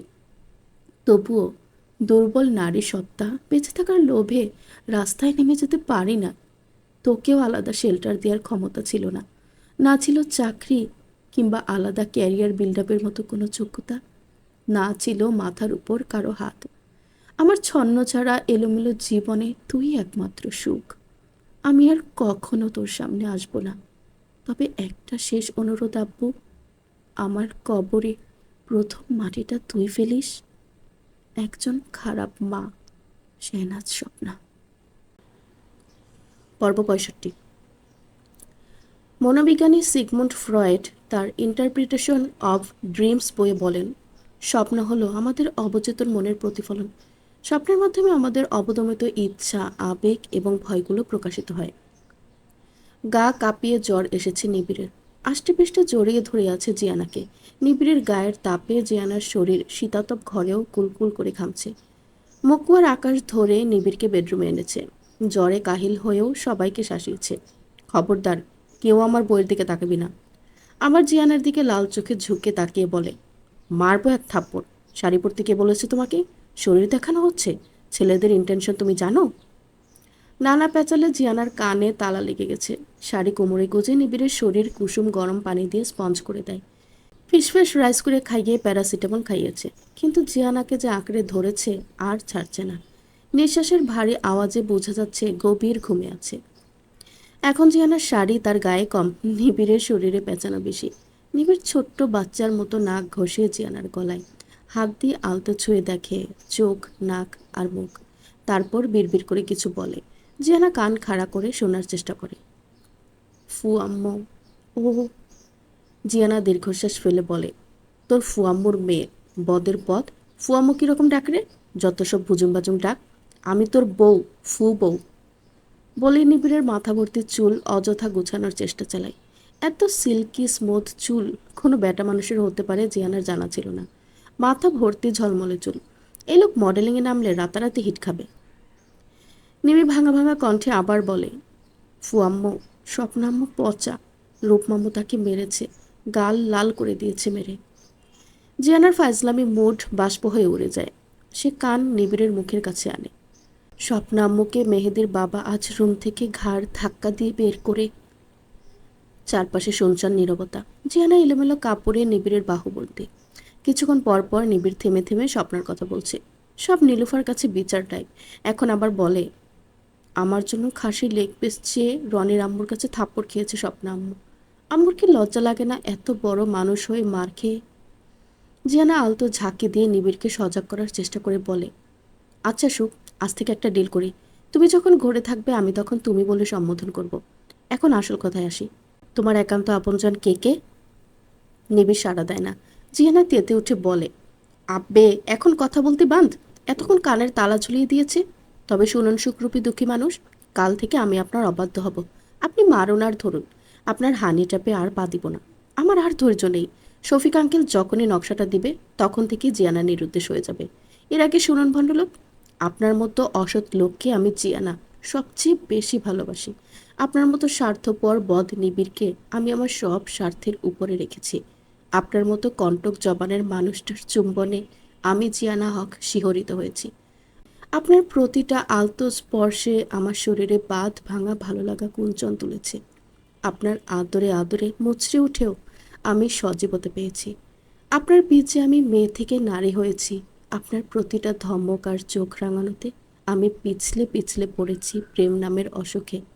আজীবনে অসুখ এখন আমাকে খুঁটে খুঁটে খাবে। আপনি স্বীকার করুন আর নাই করুন, আপনার জীবনের 3জন নারীকেই আপনি প্রাণের অধিক ভালোবাসেন, এবং যেদিন এটা স্বীকার করবেন সেদিন আমার জন্ম সার্থক হবে। আচম্বিতে জিয়ানা আহেতুক দূরে সরার চেষ্টা করে কিছু একটা ভাবে, তারপর ফট করে নিজের কথায় ব্যঙ্গ করে বলে, জন্ম সার্থক হবে? ইয়াক, নো। আপনার সাথে আমার বিয়ে না হলে কি আমি অসার্থক? No way. আমি জিয়ানা মানেই বিজয়ী। আপনি সূক্ষ্ম থাকার কে? হ্যাঁ, কোন কবির আত্মা যে ভর করেছিল তাই ওইসব সাহিত্যিক পাতলা কথাবার্তা বলে ফেলেছি। এটা সত্যি, আমি আপনাকে ভালোবাসি। তার মানে এই না যে জন্ম সার্থক হয়ে গিয়েছে। ছে, জিয়ানা, কি অধপতন তোর! মুচকে হাসে নিবিড়। ঝাঁকি দিয়ে পরেই তার ঘুম ভেঙে গেছে। এই যে তোতা পাখির মতো তার বউটা অদ্ভুত, পাগল আর ভেতর বাহির এক মিশ্রণে তৈরি। সে সত্যিই অদ্ভুত মেয়েটাকে ভালোবাসে। 2জন মানুষ তার কাছে নেই, কিন্তু জিয়ানা আছে ভেবেই নিঃশ্বাস এখনো চলছে। নিঃস্বার্থে হোক কিংবা ভণ্ডরদের দেয়া নাম ভালোবাসাই হোক, এই মেয়েটাই তার প্রাণ। এর গায়ে একটা টোকা পড়লে নিবিড় দুনিয়া ধ্বংস করে দিতে পারে। কিছুক্ষণ পর অন্ধকারের নিস্তব্ধতা ভেদ করে নিবিড় মাথা উঠিয়ে তাকায়। জিয়ানার ভারী নিঃশ্বাস পড়ছে। ড্রিম লাইটের আলোয় জিয়ানার মুখটা নিবিড়ের কাছে কড়া নেশার মতো মনে হয়। মন আর মস্তিষ্কের সাথে শরীরের পুরুষ সত্তা জেগে ওঠে। জিয়ানা উল্টো ঘুরে শুয়ে ঘুম জড়ানো কণ্ঠে বলে, আপনার নিজের রাগ আর শরীরের উপর কোনো কন্ট্রোল নেই সুখ। সুতরাং আপনি আমাদবি। অত ভাঙ ধরে নিজেকে আলাদা প্রমাণের কোনো মানেই হয় না। নিবিড় হো হো করে হেসে জিয়ানাকে কাছে এনে বলে, নকশার জন্য কোথায় কোথায় গেছো? নকশা তো আমার কাছেই আছে। সেদিন মেহেদি যেটা দিয়েছে সেটাই নকশা, কিন্তু প্যানেলগুলোতে ঢুকানোর মতো বিশ্বস্ত মানুষ পাচ্ছি না বলে আগাতে পারছি না। জিয়ানা চড়ক করে উঠে বসে বলে, নকশাটা দিন আমাকে। সবগুলো প্যানেলে চেক করতে হবে না। চেয়ারম্যানের অফিসের অ্যাটাচ বাথরুমের সামনের প্যানেলটাই হচ্ছে সিক্রেট পাস, যেটার মাথা শুরু হয়েছে দক্ষিণ দিকের করিডোরের সামনে রাখা বড় বড় বনসাই গাছের নিচ থেকে। দক্ষিণের প্রথম 3টা টবের নিচেই রাস্তা আছে। আমি 100% নিশ্চিত। নিবিড় অবাক ভাব গিলে বলে, তুমি কি অফিস রুমে গিয়েছো? আজ সকালে গিয়ে নিজ চোখে দেখে এসেছি। নিবিড় জিয়ানাকে নিজের বুকে টেনে নিয়ে বলে, কেন চাঁদ, কেন এত অবাধ্য তুমি? আমি তোমাকে কথা দিয়েছি না নীলকে ফিরিয়ে আনবো। একটুও ভরসা করা যায় না? আপনি খুব স্লো আগাচ্ছেন সুখ, আমার ধৈর্য শেষ। একটা গ্রুপের চোখ ফাঁকে দিয়ে আগাতে হয় জিয়ানা। ওরা কোথায় কোথায় মিশে আছে কেউ ধরতেও পারবে না।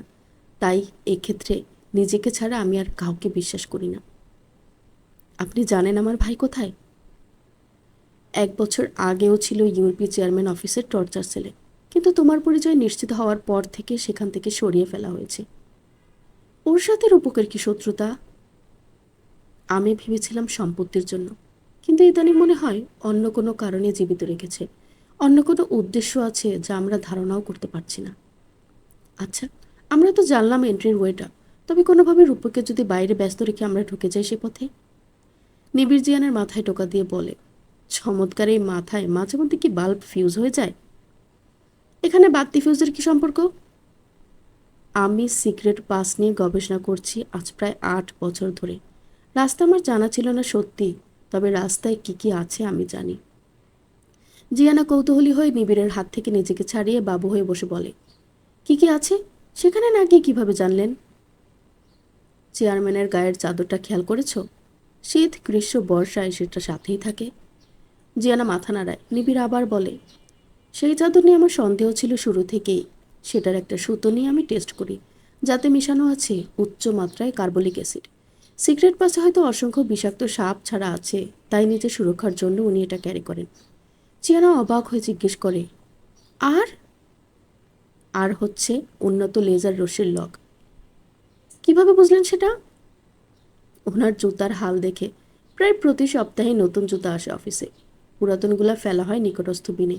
আমি কালেক্ট করে দেখেছি জুতার চারপাশে আগুনের তাপে গলার মতো এবড়ো থেবড়ো করে কাটা। জিয়ানা নিবিড়ের বাহুতে একটা চড় দিয়ে বলে, জিনিয়াস! আপনার আইকিউ নিশ্চিত 230। আপনি গ্রিনিজ বুকে জায়গা পাবেন নিশ্চিত। গ্রিনিজ বুকে লাগবে না, আপাতত জিয়ানার বুকে চাই। জিয়ানা ফট করে শুয়ে পড়ে বলে, জিয়ানা ঘুম। নিবিড় পিলপিল করে নিজের হাত দিয়ে জিয়ানার পিঠ পেয়ে উঠে। জিয়ানা ঠোঁট কামড়ে চুপ করেই থাকে। নিবিড়ের দুষ্টুমি বাড়ে, সাথে বাড়ে রাতের গভীরতা। জিয়ানা মেকি রাগ দেখিয়ে বলে, এই, আপনার না জ্বর ছিল একটু আগে? এত তাড়াতাড়ি ফুরফুরে হলেন কিভাবে? আর আপনি দিনেই ভালো থাকেন, রাত হলেই ভণ্ডামি শুরু করেন। সামটাইমস বিং নিবিড় ইজ বোরিং। তোমার এই প্রভোকিং স্মেল আমাকে ভালো থাকতে দেয় না। হ্যাঁ, যত সব ফাতলামির কথা। জ্বর কমেছে, যান, আপনার সাঙ্গপাঙ্গরা অপেক্ষা করছে। তাদের আবার ভাই অন্তপ্রাণ। পরে, আগে একটু। আচ্ছা সুখ, আপনি টিথ মুভিটা দেখেছেন? যেখানে একটা মেয়ের সিক্রেট পার্টি ইনভিজিবল টিথ ছিল, তাকে কেউ জোর জবরদস্তি করলে সেই টিথ ভিজিবল হতো, আর রেপিস্টের লিঙ্গ কেটে দিত। ফট করে নিবিড় জিয়ানাকে ছেড়ে দেয়। তাকে রেপিস্টের সাথে তুলনা করা? মুখ অন্ধকার করা দেখে জিয়ানা জিজ্ঞেস করে, কি হলো? How dare you compare me to a rapist? আরে, তুলনা করতে যাব কেন? কি আশ্চর্য! টিনেজের বাচ্চাদের মতো করছেন কেন? বলেই হাত টেনে ধরে নিবিড়ের। নিবিড় হাত ঝটকা মেরে ছাড়িয়ে দাঁড়িয়ে যায়। জিয়ানা এলোমেলো শাড়ির আঁচল বুকে জড়িয়ে নিবিড়ের পা টেনে ধরে টুকু টুকু করে তাকিয়ে চোখ পিটপিট করে। নিবিড়ের রাগ গলে যায়, তবুও ভান করে পা ছাড়ানোর চেষ্টা করে। জিয়ানা বলে, আহা, আপনি তো আচ্ছা খেচুর পাবলিক সুখ। সে আসেও আপনার চেয়ে ভালো আছে, আহিতুক রাগ দেখায় না। শুনুন, আমি সেটা মিন করিনি। সব সময় সব কথা বলা যায় না জিয়ানা, মুডটাই খারাপ করে দিয়েছ। আচ্ছা, ভুল সময় ভুল কথা বলার জন্য দুঃখিত। এবার হয়েছে? নো। আসুন, চুমু দিয়ে রাগ কমিয়ে দিচ্ছি। নিবিড় ফট করে বসে ঠোঁট এগিয়ে দিয়ে বলে, সকল প্রকার চুমু দিতে হবে। Start now fast. Baby kiss ছাড়া আর কিচ্ছু পারি না, চলবে? নিবিড় কাতুকুতু দেওয়া শুরু করে বলে, আমার সাথে চালাকি? হুম, আপনি যে রাগের ভং ধরেছেন সেটা বোঝা গেছে, চালাকি করতে হয়নি। খিলখিলিয়ে হেসে ওঠে জিয়ানা। নিবিড়ও সাথ দেয় তার। চার দেয়ালের মাঝে জিয়া সুখের খুনসুটি চলতে থাকে আরও কিছুক্ষণ। ড্রয়িং রুম থেকে আকাশ তালহার পেটে গুঁতো দিয়ে বলে, ভাইয়ের মনে হয় জ্বরের কারণে স্মৃতিশক্তি চলে গেছে, কেমন প্রাণখোলা হাসি দিতাছে। মক্কু মুচকি এসে বলে, ভাই একমাত্র নিজের প্রাণের কাছেই প্রাণখোলা। প্ল্যান চেঞ্জের জন্য অস্ট্রের রুমের মাঝখানে গোল হয়ে বসেছে সবাই। জিয়ানা ঘুমিয়ে আছে বেডরুমে। আকাশ হাত তুলে নিবিড়ের দিকে তাকিয়ে বলে, ভাই, একটা অফ টপিক কোয়েশ্চেন আছে, করি? কুইক। আমাদের সাথে থাকলে আপনি সিংহের মতো গম্ভীর থাকেন, আবার ভাবির সাথে দিল খোলা, এর কারণ কি? পাথর নিজেও চায় ভারী বর্ষণে ভিজে নিজের কঠোরতা দুদণ্ডের জন্য ভুলে যেতে। ঠিক তেমনই পুরুষও চায় তাদের রুক্ষ শুষ্ক জীবনে বৃষ্টি হয়ে আগমন ঘটুক কোনো নারীর, যার সংস্পর্শে পুরুষের কঠোরতা ঢাকা পড়ে যাবে। এবার কাজের কথা শুরু করি। আকাশ খারচুলকে ভাবে, আরে বাস, খাটাসের মতো ব্যবহার করা ভাই বউয়ের সংস্পর্শে কেমন কবি কবি কথা বলতেছে। আহা, তার বউ নাই কেন? এর মাঝে নিবিড় কথা বলা শুরু করে, প্ল্যানে আমি চেঞ্জ এনেছি 100%। নির্বাচন বানচাল করতে হবে। মামুর জনপ্রিয় ইউনিয়ন আছে 4টা, সেগুলোর প্রতিটার কেন্দ্রে গোপনে সিসি ক্যামেরা লাগানো থাকবে। আর সাভার ইউনিয়নের কিছু কেন্দ্র, যেমন পোড়াবাড়ি, মল্লিকা টেক, ঘোড়াদিয়া, চাপাইন, ধরেন্ডা, নামাকন্ডাতে কিছু রেন্টের ছেলেপেলে নিযুক্ত থাকবে। এদের কাজ হলো কোনো কিছু নিয়ে কেন্দ্রে ঝামেলা করে ভোটাভুটি বন্ধ করে দেওয়া। বাকি আমিনবাজার, আশুলিয়া, ধামসেনা, পাথালিয়া, বিরুলিয়াতে ভোটাভুটির আগের দিন গলাগুলি করা হবে আহিতুক। ভোটার কেউ আসবেই না সেখানে। বাকি ইউনিয়নের কেন্দ্রগুলোতে আমরা ভিজিট করব, সেগুলোতে সুস্থ নির্বাচন হবে। বলেই থামে নিবিড়।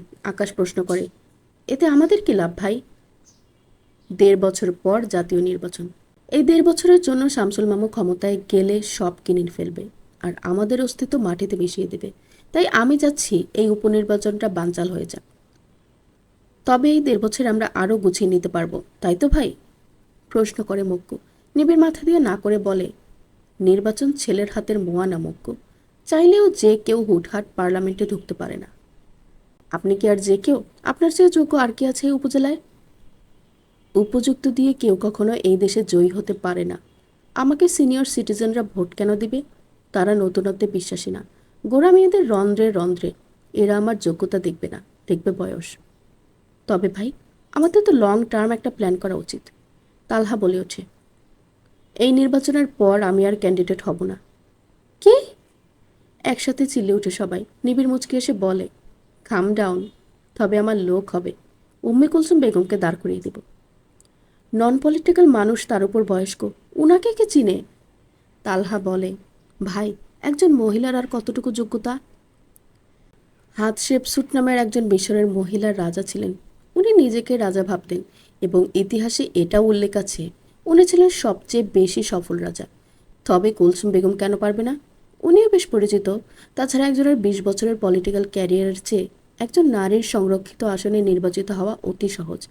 চেয়ারে ওনাকে বসিয়ে পেছনে তো আমরা থাকবই। সবাই হৈ হৈ করে উঠল। আকাশ বলে, ভাই, এই কথা তো মনেই ছিল না। মক্কু বলে, ওনার ইমেজ আরও ভালো, কারণ সাবেক সংসদের স্ত্রী, পরিবারের সবাইকে হারিয়ে অসহায়। এইসব পাবলিক খাবে ভালো, কিন্তু ভাই এরপর? ততদিনে আমি একটু বয়স্ক হব নাকি? মধু মধু ভাই, এর চেয়ে সহজ আর কোনো প্ল্যান হতেই পারে না। ঘুম থেকে উঠেই জেনির প্রচণ্ড শরীর দুর্বল লাগা শুরু করলো। পায়ের যেন কোনো সার নেই। কোনো রকমে ফ্রেশ হয়ে রান্নাঘরে ঢুকেই পেটের ভেতর মোচড় দিয়ে ওঠে। আস্তে ধীরে হেঁটে আবার বিছানায় এসে শুয়ে পড়ে। রাতে মক্কু ফিরেনি। একসাথে খাবে বলে জেনির রাতের খাবার মিস হয়েছে বিধায় শরীর এতটা খারাপ লাগছে। তখনই দরজায় নক হলো। আস্তে ধীরে উঠে দরজা খুলে দেখে 180 ডিগ্রি ঠোঁট প্রশমিত করে মক্কু দাঁড়িয়ে আছে। জেনের মেজাজ চিরবির করে বেড়ে গেল। চোখ দেখেই বোঝা যাচ্ছে উল্টাপাল্টা কিছু খেয়েছে। জেনি থমথমিয়ে হেঁটে বেডরুমে ঢুকে বিছানায় শুয়ে পড়ে। মক্কু পেছন পেছন এসে জেনের গা ঘেঁষে শুয়ে বলে, জানো নিবিড় ভাই কতটা বদলে গেছে? জেনি কোনোই দিয়ে মক্কুর হাত সরিয়ে সামনে আগায়। মক্কু আগায়। জেনি আবার আগালে পেছন পেছন মক্কু আগায়। দেয়ালের সাথে লেগে যাওয়ার পর উল্টো ঘুরে কটমট করে তাকায় মক্কুর দিকে। মক্কু চমৎকার হেসে বলে, রাগ করলে তোমাকে সবচেয়ে বেশি সুন্দর লাগে, একেবারে রসগোল্লা, মন চায় টুক করে গিলে ফেলি। ফালতু কথা বলবে না একদম। সারা রাত যেখানে ছিলে সেখানে যাও, আমার কাছে কি? ভাইয়ের কাছে তো ফিরতেই হবে, তবে তুমি আমার সব। শোনো, জিয়ানা আর ভাইকে এখন দেখলেই শান্তি লাগে। ভাই আর আগের মতো খ্যাক খ্যাক করে না, তবে হাত চলা থামে নাই। আর একটা কথা, জিয়ানার সাথে তুমি রেগুলার কথা চালিয়ে যেও, ওকে একটু নজরে নজরে রাখতে হবে। এবার জেনে সোজা হয়ে উঠে বসে কপালের ভাঁজ সোজা করে জিজ্ঞেস করে, কিছু কি হয়েছে? না, তবে হবে। তোমাকে বলা হয়নি জিয়ানার টুইন ভাই আছে এবং সে জীবিত আছে সম্ভবত। তাকে রেস্কিউ করার জন্য ভাই অনেকদিন ধরে প্ল্যান সাজাচ্ছে, কিন্তু চক্রটা এতটাই ধরাছোঁয়ার বাইরে, তাদের অস্তিত্ব নিয়েই প্রশ্ন ওঠে মাঝে মধ্যে। যিনি মৃদু চিল্লিয়ে বলে, কি কি সব যাতে বলছো? জিয়ানার টুইন ভাই জন্মের সময় মারা গেছে, আইসিইউতে ছিল 2 দিনের মতো। তোমরা ট্যাপে পড়েছো নিশ্চিত। আব্বু নিজে গিয়ে খোঁজ নিয়ে এসেছে। সব খুলে বলা সম্ভব না, কারণ আমি নিজেও জানি না সবটা। ভাই যতটুকু বলে ততটুকুই জানি। এই ব্যাপারে ভাইকে প্রশ্ন করলে এড়িয়ে যায়। ভাই আমাকে বলেছে তুমি যেন জিয়ানার সাথে কানেক্টেড থাকো অলওয়েজ, কারণ এতে জিয়ানারও লাইফ রিস্ক আছে। তুমি সেদিন আমাদের সাথে রাগারাগি করলা, নিবিড় জিয়ানাকে সন্দেহ করে, তাই এত পাহারা দিয়ে রাখে এইসব নিয়ে। আসলে আমার মনে হয় সম্পত্তির জন্য অভ্যন্তরীণ কোনো জটলা আছে তাদের। কী সব বলছো? আমার শরীর খারাপ লাগছে মুসাদ্দিক। বলেই তাড়াহুড়ো করে ওয়াশরুমে ছুটে যায় জেনি। বেসিংয়ে দাঁড়িয়ে হড়বড় করে বমি করে, কিন্তু পেট খালি থাকায় শুধু লালা বের হচ্ছে। মক্কু পেছন থেকে এক হাতে পেট চেপে ধরে আরেক হাত দিয়ে পানি দিয়ে জেনিকে পরিষ্কার করে ভেতরে আনে। বমি করে লাল হয়ে গেছে জেনি। স্বাস্থ্য আগের চেয়ে আরও ভালো হওয়ায় গোলোমোলো হয়েছে। মক্কুর ফ্রেম ফ্রেম পায়ে ফুলো ফুলো লাল নাকমুখ দেখে জেনি মক্কুর তুলনায় অতিরিক্ত ফর্সা। মাঝে মধ্যে মনে হয় লটারি জিতেছে সে। জেনি মক্কুর দৃষ্টি দেখে কপাল নাচিয়ে প্রশ্ন করে, কি? একটু আদর করা যাবে? আমার শরীর খারাপ লাগছে, তুমি আসছো রসের আলাপ নিয়ে? জিওকে নিয়ে চিন্তা হচ্ছে আমার, ভালো লাগছে না কিছু। জিয়ানাকে নিয়ে চিন্তা করে লাভ নেই। ভাইয়ের জান প্রাণ সব হয়ে গেছে তোমাদের জিও। তাকে কিভাবে সাবধানে রাখতে হবে সেটা ভাইয়ের চেয়ে আর কেউ পারবে না। এখন কাছে এসো। বলেই 2 হাত মেলে দেয়। জেনি বিরক্তি নিয়েই 2 হাতের মাঝখানে ঢুকে মক্কজেনের মাথায় ছোট ছোট চুমু দিয়ে বলে, চলো ডাক্তার দেখিয়ে আসি। রাতের মিল মিস হওয়ায় হয়তো প্রেশার ফল করেছে। ডাক্তারের কাছে যেতে আমার ভালো লাগে না। এখনকার কোন মেয়ে আছে যে স্বামীর জন্য না খেয়ে অপেক্ষা করে? আমি আছি, আমি কি মেয়ে না? রেগে বলে মক্কুর কাছ থেকে উঠে রুম থেকে বেরিয়ে আসে জেনি। মক্কু গলা চড়িয়ে বলে, ডাক্তারের কাছে মনে হচ্ছে যেতেই হবে। মেজাজে তো হাই থাকে ইদানিং, সেটাকে ল মুডে আনতে হবে না? রান্নাঘর থেকে একটা বড় আলো উড়ে আসে মুক্কুর দিকে। সকালে জিয়ানা নূর ম্যানশনে ফিরে এসেছে। তার আজ গুরুত্বপূর্ণ ক্লাস আছে, ভার্সিটিতে যেতেই হবে। ইদানিং ঘুমের এত ব্যাঘাত ঘটছে, ফলে সকালে উঠতেও প্যারা খেতে হয়। নিবিড়কে টেনে সাথে এনেছে। যদি এখন ফ্ল্যাটে থাকতেও খারাপ লাগে না, কারণ আগের মতো ফাঁকা মাঠ আর নেই। জিয়ানার কল্যাণে ফার্নিচারে পূর্ণ হয়েছে। তবুও নূর ম্যানশনে থাকার আলাদা একটা অ্যাডভেঞ্চার টাইপ ব্যাপার আছে। ড্রয়িংয়ে ঢুকেই নজরে আসে রূপক মণ্ডল সোফায় বসে ম্যাগাজিন পড়ছে। জিয়ানাকে উনি লক্ষ্য করেছে, সেটা জিয়ানাও বুঝেছে। লোকটা মারাত্মক ধূর্ত। জিয়ানা পানি খাওয়ার বাহানায় ডাইনিংয়ে যায়। তখনই রাফিন আর মেহেদি একসাথে নামে। রাফিন ফর্মালে এসেছে, মানে একেবারে ভার্সিটির উদ্দেশ্যে নেমেছে। মেহেদি বরাবরের মতোই হাঁটুর উপরে শর্ট পরে ম্যাগি হাতা গেঞ্জি পরে এসেছে। জিয়ানার কাছে লাগে এই লোক আগা গোড়া বেয়াদ্দব। নিজের কালা ঠ্যাং কে দেখতে চেয়েছে তোর? তার উপর ম্যানগ্রোভ ফরেস্ট সেখানে। ম্যাগি হাতা না হয় মেনে নিল, মাসুল দেখানোর জন্য সেটা উন্মুক্ত। বিরক্তি নিয়ে গ্লাস নিয়ে ফিল্টারের নিচে ধরে, পানির টেম্পারেচার সিলেক্ট করে দেয়। সেখান থেকে অটো পানি বের হয়। এদের আবার ফিল্টারেও সেন্সর লাগানো। যত সব টাকা অপচয়ের কারখানা। মেহেদি মামুন ইসলামের কাছে এগিয়ে দাঁড়িয়ে বলে, আমার একটা গাড়ি এসেছে, সেটা নিতে হচ্ছে, কিন্তু আমার অ্যাকাউন্টে ডলার এন্ডোস হচ্ছে না। সপ্তাহখানেক সময় লাগবে সিস্টেম রান হতে। পারিবারিক ফান্ডের একটা চেক দেন। জিয়ানা পানি খেতে খেতে বলে, এক সপ্তাহ অপেক্ষা করে নিজের টাকা দিয়ে কিনুন। রবিন মুচকি হেসে ডাইনিংয়ে বসে গভর্নেন্সদের ইশারা করে ব্রেকফাস্ট দিতে। মেহেদি জিয়ানার দিকে বাঁকা চোখে তাকিয়ে বলে, well your own machine lady. Thanks for your kind word ভাসুর। আপনাদের বিলাসিতা দেখলে পায়ের পাতায় জ্বলনি শুরু হয়। এত তো গাড়ি থাকতে আরও লাগে। ওইসব তুমি বুঝবে না। আমার বর্তমানের গাড়িটা 2019 ভার্সনের। এটাতে অসংখ্য ফাংশন নেই, আমার অসুবিধা হচ্ছে। জিয়ানার চোয়াল ঝুলে যায়। রাফিনের জন্য আনা কিছু অদ্ভুত ব্রেকফাস্ট দেখে চোখ কপালে উঠিয়ে জিজ্ঞেস করে, কালকের ব্রেকফাস্টেও কি অনেক ফাংশন ছিল না? আজ এমন আপডেট ব্রেকফাস্ট যে। এগুলো কি স্যার? রাফিন শব্দ করে হেসে বলে, আজ সব মেক্সিকান খাবার হবে বাসায়। আজকের শেফ একজন মেক্সিকান শেফ। মাসের এই তারিখে উনি রান্না করেন। ডিম সবুজ সবুজ দানা জাতীয় কিছু দিয়ে তৈরি খাবারের দিকে আঙ্গুল দিয়ে দেখিয়ে বলে, এটা ওয়েভোস রাঞ্চেরোস। টর্টিলা শর্মার মতো একটার দিকে দেখিয়ে বলে, এটা বুরিটো। মোটা এবড়ো থেবড়ো রুটি দেখিয়ে বলে, প্যান ডুলসে। আরেকটার দিকে হাত বাড়ানোর আগেই জিয়ানার হাত রাফিনের সামনে থামার মতো করে বলে, ব্যাস স্যার, আর জানা লাগবে না। এসব আমার মনে থাকবে না। আর যা উচ্চারণ, এতে আমার দাঁত ভেঙে যাবে। সবচেয়ে মজা কোনটা বলুন, সেটাই ট্রাই করব। রাফিন বলে, বুরিটো ট্রাই করো, kind of shawarma but healthy. Jiana সেটা হাতে নিয়ে অল্প খেয়ে যেতে যেতে বলে, শুক্রিয়া। সিঁড়িতে ওঠার আগে রূপকের দিকে একবার তাকিয়ে আবার মেহেদির দিকে ফিরিয়ে বলে, রোলস রয়েস গাড়ি মনে হয় বর্তমানে সবচেয়ে ট্রেন্ডিংয়ে আছে। আমি অবশ্য জানি না, তবে এটা জানি চার্লস রোলস আর হেনরি রয়েস দুজনেই নিশ্চয়ই গাড়িতে ওঠার চেয়ে গাড়ি বানাতে বেশি মনোযোগী ছিল, বিধায় এমন কোম্পানি দাঁড় করাতে পেরেছে। নিবিড় তখন ঢুকে ভিতরে। সে বাইক পার্ক করে একজন গার্ডের সাথে কথা বলায় দেরি হয়েছে। জিয়ানার শেষ কথাটা শুনেছে। নিবিড় যখন সিঁড়িতে, মেহেদি তখন তার দিকে তাকিয়ে বলে, তোর এই বাচাল বউটা মাঝে মধ্যে চমৎকার কথা বলে, কিন্তু মুখের জন্য কবে না জানি বিপদে পড়ে। নিবিড় রূপক আর মেহেদির দিকে তাকিয়ে বাকি সিঁড়ে উঠতে উঠতে বলে, তোদের চেয়ে কঠিন বিপদ আর কি হতে পারে? নিবিড় রুমে ঢোকার পর মেহেদি আর রাফিনের ফোনে টেক্সট করে, রাত 2টা বেসমেন্টে। পর্ব 66। যে নিজের চোখের জল ফেলে না, কিন্তু ভেতরে ভেতরে রক্তাক্ত হয়, তার কষ্ট সবাই বুঝে না। সমারেশ মজুমদার বলেছেন। ঠিক তেমনই নূর ম্যানশনের একটা রাত আর গোটা একটা দিন কেটে গেছে, অথচ কেউ একবারও স্বপ্নার কথা তোলেনি। তবে উম্মি কুলসুমের ব্লাড সুগার নীল হয়ে গেছে, আর রেবেকাকে সারাদিন রুমের বাইরেও দেখা যায়নি। বাচ্চা ছেলে ফিজান পর্যন্ত কেমন স্বাভাবিক, তবে কাল রাতে কেউই ডিনার করেনি। জিয়ানা ভার্সিটি থেকে ফিরে এসবই ভাবছিল সোফায় বসে। নিবিড় গেছে সাভারের শেষ সীমানায় ক্যানভাস করতে। আজ নাকি বেহেদিও গেছে তার সাথে।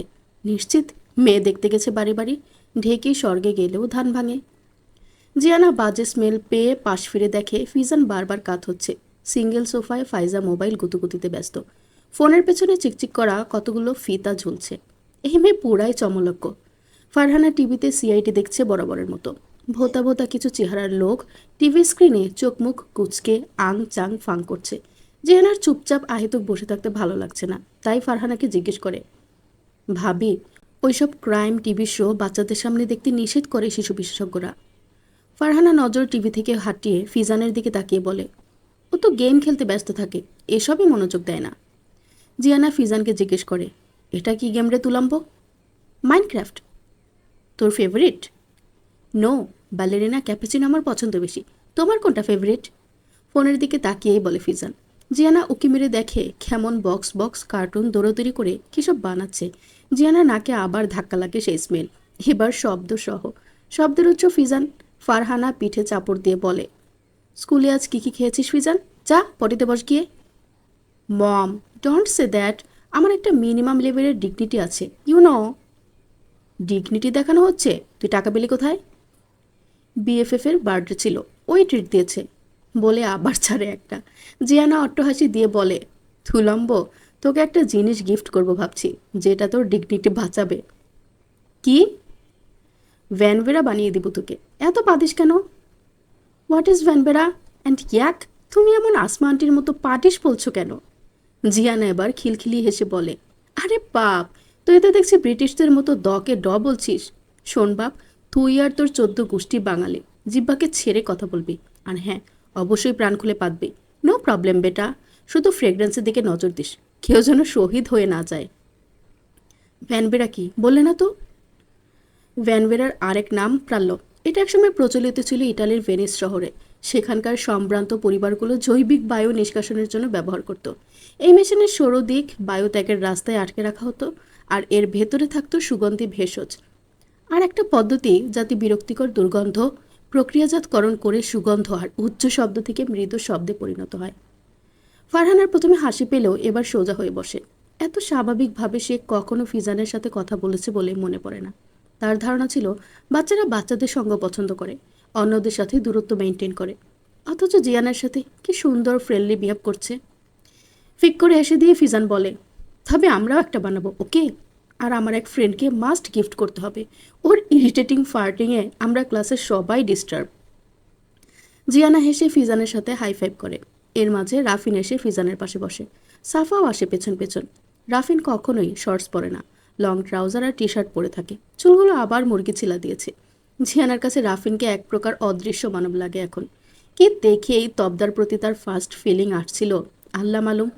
যাক, নিবিড় প্ল্যান করে তাকে ঘুরিয়ে দিয়েছে। তা না হলে এই ব্যাটাকে জিয়ানা কিলিয়েই মেরে দিত। জিয়ানার ভাবনার মাঝে মেহেদি আর নিবিড়ও এসে উপস্থিত হয় সেখানে। রাফিন ফিজানকে নানা প্রশ্ন জিজ্ঞেস করছে। মেহেদি এসে বসে ফিজানের আরেক পাশে। ইদানিং সে ছেলের দিকে অল্প স্বল্প নজর দিচ্ছে। জিয়ানা খেয়াল করে দেখে ফিজান একেবারেই ফারহানার মতো হয়েছে, গোলগাল নাদুস। বাপের কিচ্ছু পায়নি। এর মাঝে ফিজান রাফিনের একটা প্রশ্নের উত্তরে বলে, চাচু, ইউ নো না, our school is most wanted and most prestigious school in this town. এখানে ভর্তি হতে কত কত কমিশনার লিঙ্ক আপ লাগে জানো? So I am not a average public, okay? Mehedi পিঠের চাপড় দিয়ে বলে, তবুও যে বলদ হচ্ছিস তুই, সেটা কি বলবে? নিবিড় জিয়ানের পেছনে দাঁড়িয়ে ফিজানের দিকে তাকিয়ে প্রশ্ন করে, তোর ড্যাড কোন স্কুলে পড়েছে জানিস? ফিজান নিবিড়ের দিকে তাকিয়ে মাথা নিচু করে ডানে বামে নাড়িয়ে না করে। নিবিড় আবার বলে, প্রাইমারি স্কুলে পড়েছে। তখনকার সময় 3 এলাকা মিলে একটা স্কুলও ছিল না। নিরাপত্তার খাতিরে আমরা কাছাকাছি সরকারি প্রাইমারিতে পড়েছি। কেউ কি মেহেদিকে জিজ্ঞেস করে যে সে কোন স্কুলে পড়েছে, নাকি এটা জিজ্ঞেস করে তার রেজাল্ট কি? ভালো স্কুলের স্টুডেন্ট হলেই কি স্কলারশিপ পাওয়া যায়, নাকি ভালো রেজাল্ট লাগে? রাফিন বাকি কথা বলে, স্টুডেন্ট ভালো হলে দুনিয়ার যে কোনো স্কুলেই সে ভালো করতে পারে। তোমাদের যেন তেন স্কুলে পড়েও বিশ্বের সবচেয়ে নামকরা ল্যাবে একজন গবেষক হিসেবে কাজ করেছেন। এটা কি স্কুলের ক্রেডিট নাকি তার নিজের? ফিজান মাথা নিচু করে বলে, I made a mistake, I am sorry.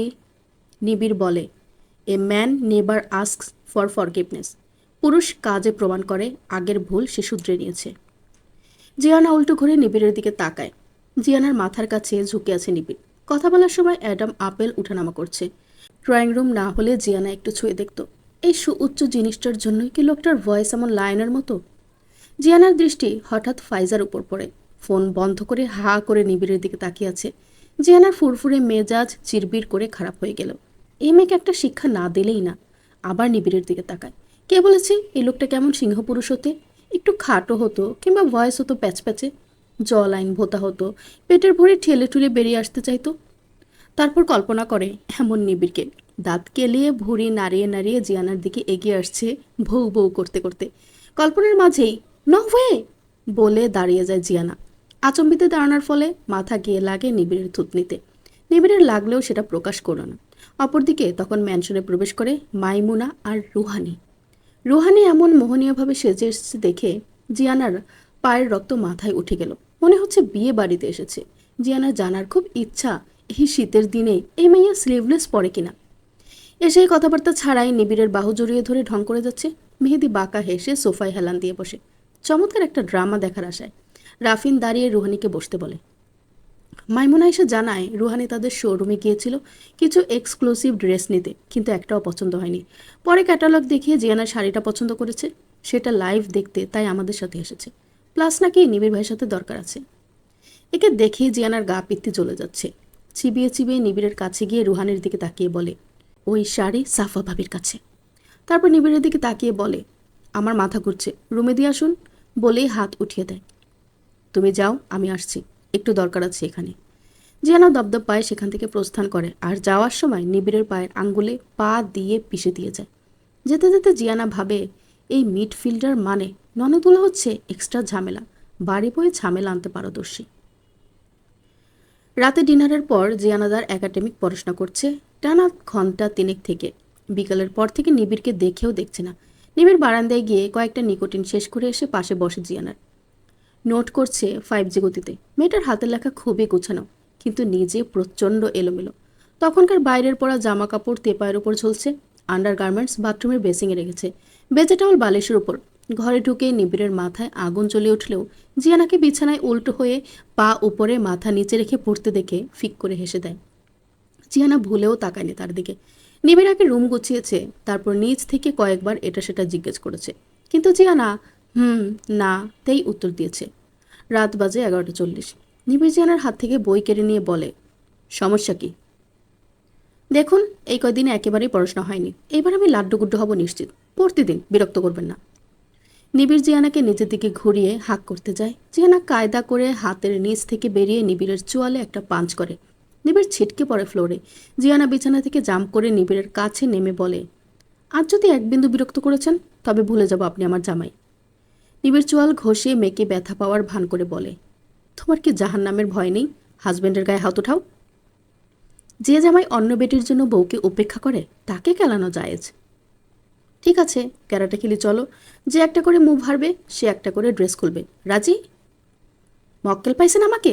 আজ আপনি যদি আমার ধারের কাছেও আসেন আপনার ডিম ফাটিয়ে দিব। নিবিড় উঠে এসে জিয়ানাকে আটকিয়ে ফেলে দুই হাতে। তারপর বাঁকা হেসে বলে, আমি জানতাম আমার পাঁজরের হাড় 180 ডিগ্রি বাঁকা, কিন্তু এখন মনে হচ্ছে না, এটা একেবারে রাউন্ড। জিয়ানা নিবিড়কে সহ বিছানায় জাম্প করে। আচম্বিতে পড়ায় নিবিড়ের হাত ঢিলা হয়ে যায় আর জিয়ানা এই সুযোগে এলো পাতারে কিল ঘুষি দিতে থাকে। মার খেতে খেতেই নিবিড় বলে, ছিমছানো শরীর নিয়ে আমার সাথে লড়াই করতে আসো? এখন যদি নিচে ফেলে চাপা দেই সাথে সাথে তো চ্যাপটা শুটকি হয়ে যাবা।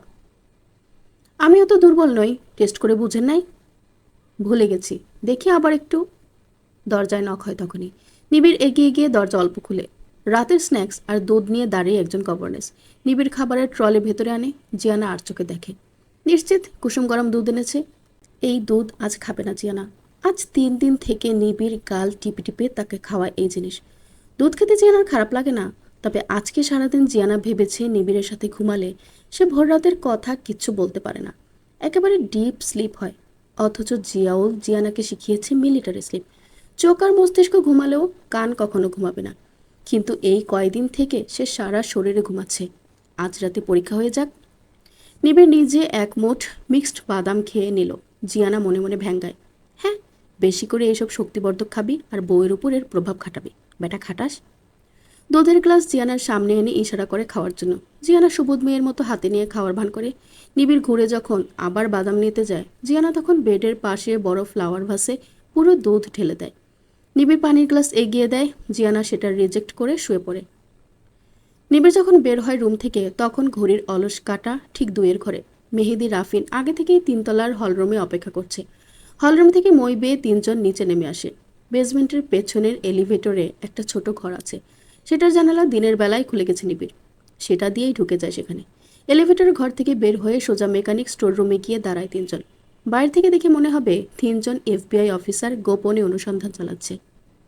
নিবিড় ঝুঁকে গিয়ে কাঙ্ক্ষিত গাড়ির পরিত্যক্ত টায়ারটা খোঁজে। সেটা পাওয়ার পর পকেট থেকে হান্টার বের করে অল্প ছিদ্র করে, আর সেটার ভেতর থেকে একটা খাকি কাগজ বের করে আনে। বেসমেন্টের অল্প লাল আলোয় এই সাইডটা অন্ধকার। সেই লাল আলোতে কাগজ মেলে ধরার পর দুটি বের হওয়া দেখে রাফিন আর মেহেদি অতি আশ্চর্য হয়ে যায়। মেহেদি ঝুঁকে কাগজটা হাতে নিয়ে গলার আওয়াজ একেবারে নিচে নামিয়ে প্রশ্ন করে, কোনো সিক্রেট খাজানার সন্ধান পেয়েছিস নিবিড়? রাফিন মেহেদির মাথায় টোকা দিয়ে কাগজটা হাতে নেয়, তারপর নিবিড়ের দিকে তাকিয়ে বলে, খুলে বল। এটা হচ্ছে স্যাটানিজমের বইয়ের কিংবা সেই বইয়ের ভাষায় লেখা একটা চিঠি। এর অর্থ বের করার জন্য আমি অনেক কাঠখড় পুড়িয়েছি, কিন্তু আজ মনে হয় এর দ্বার প্রান্তে। আমি এই পরিবার ছাড়া এই বিষয়ে অন্য কাউকে বিন্দু মাত্র ভরসা করতে পারছি না। আজ নিশি নামের এক প্রস্টিটিউটের আস্তানায় আসবে যে ছেলেটা, সে আমার সবচেয়ে বেশি সাসপিসিয়াস পারসন। এছাড়া আরও 7 জন আছে। নিবিড় বলে কাগজটা ভাঁজ করে প্যান্টের পেছনে গুজে রাখে। মেহেদি জিজ্ঞেস করে, বুঝি নাই, ডিটেলস বল। এই ছেলেটার সাথে কি সম্পর্ক? দেখ, আমি 3টা স্পটে আজ 8 বছর থেকে নজরদারি করে আসছি। পুরাতন নূর ম্যানশন, ইউপি পরিষদের অফিস আর ওপেন ম্যানহোলের উন্মুক্ত শেষ পথ, যেগুলোতে এই এরিয়ায় পানি নদীতে গিয়ে পড়ে। কিন্তু পুরাতন নূর ম্যানশন আর ম্যানহোলে কিচ্ছু মিলেনি। মিলেছে ইউপি পরিষদের অফিসে। সেখানে গত 1 বছরে 3.5 লক্ষ মানুষের আনাগোনা ছিল। এর মধ্যে অধিকাংশ স্থানীয়, আর সবাই কাজ শেষে ফিরে আসে। কিন্তু কিছু গ্রুপ একসাথে অনেকজন একবারে ঢুকে।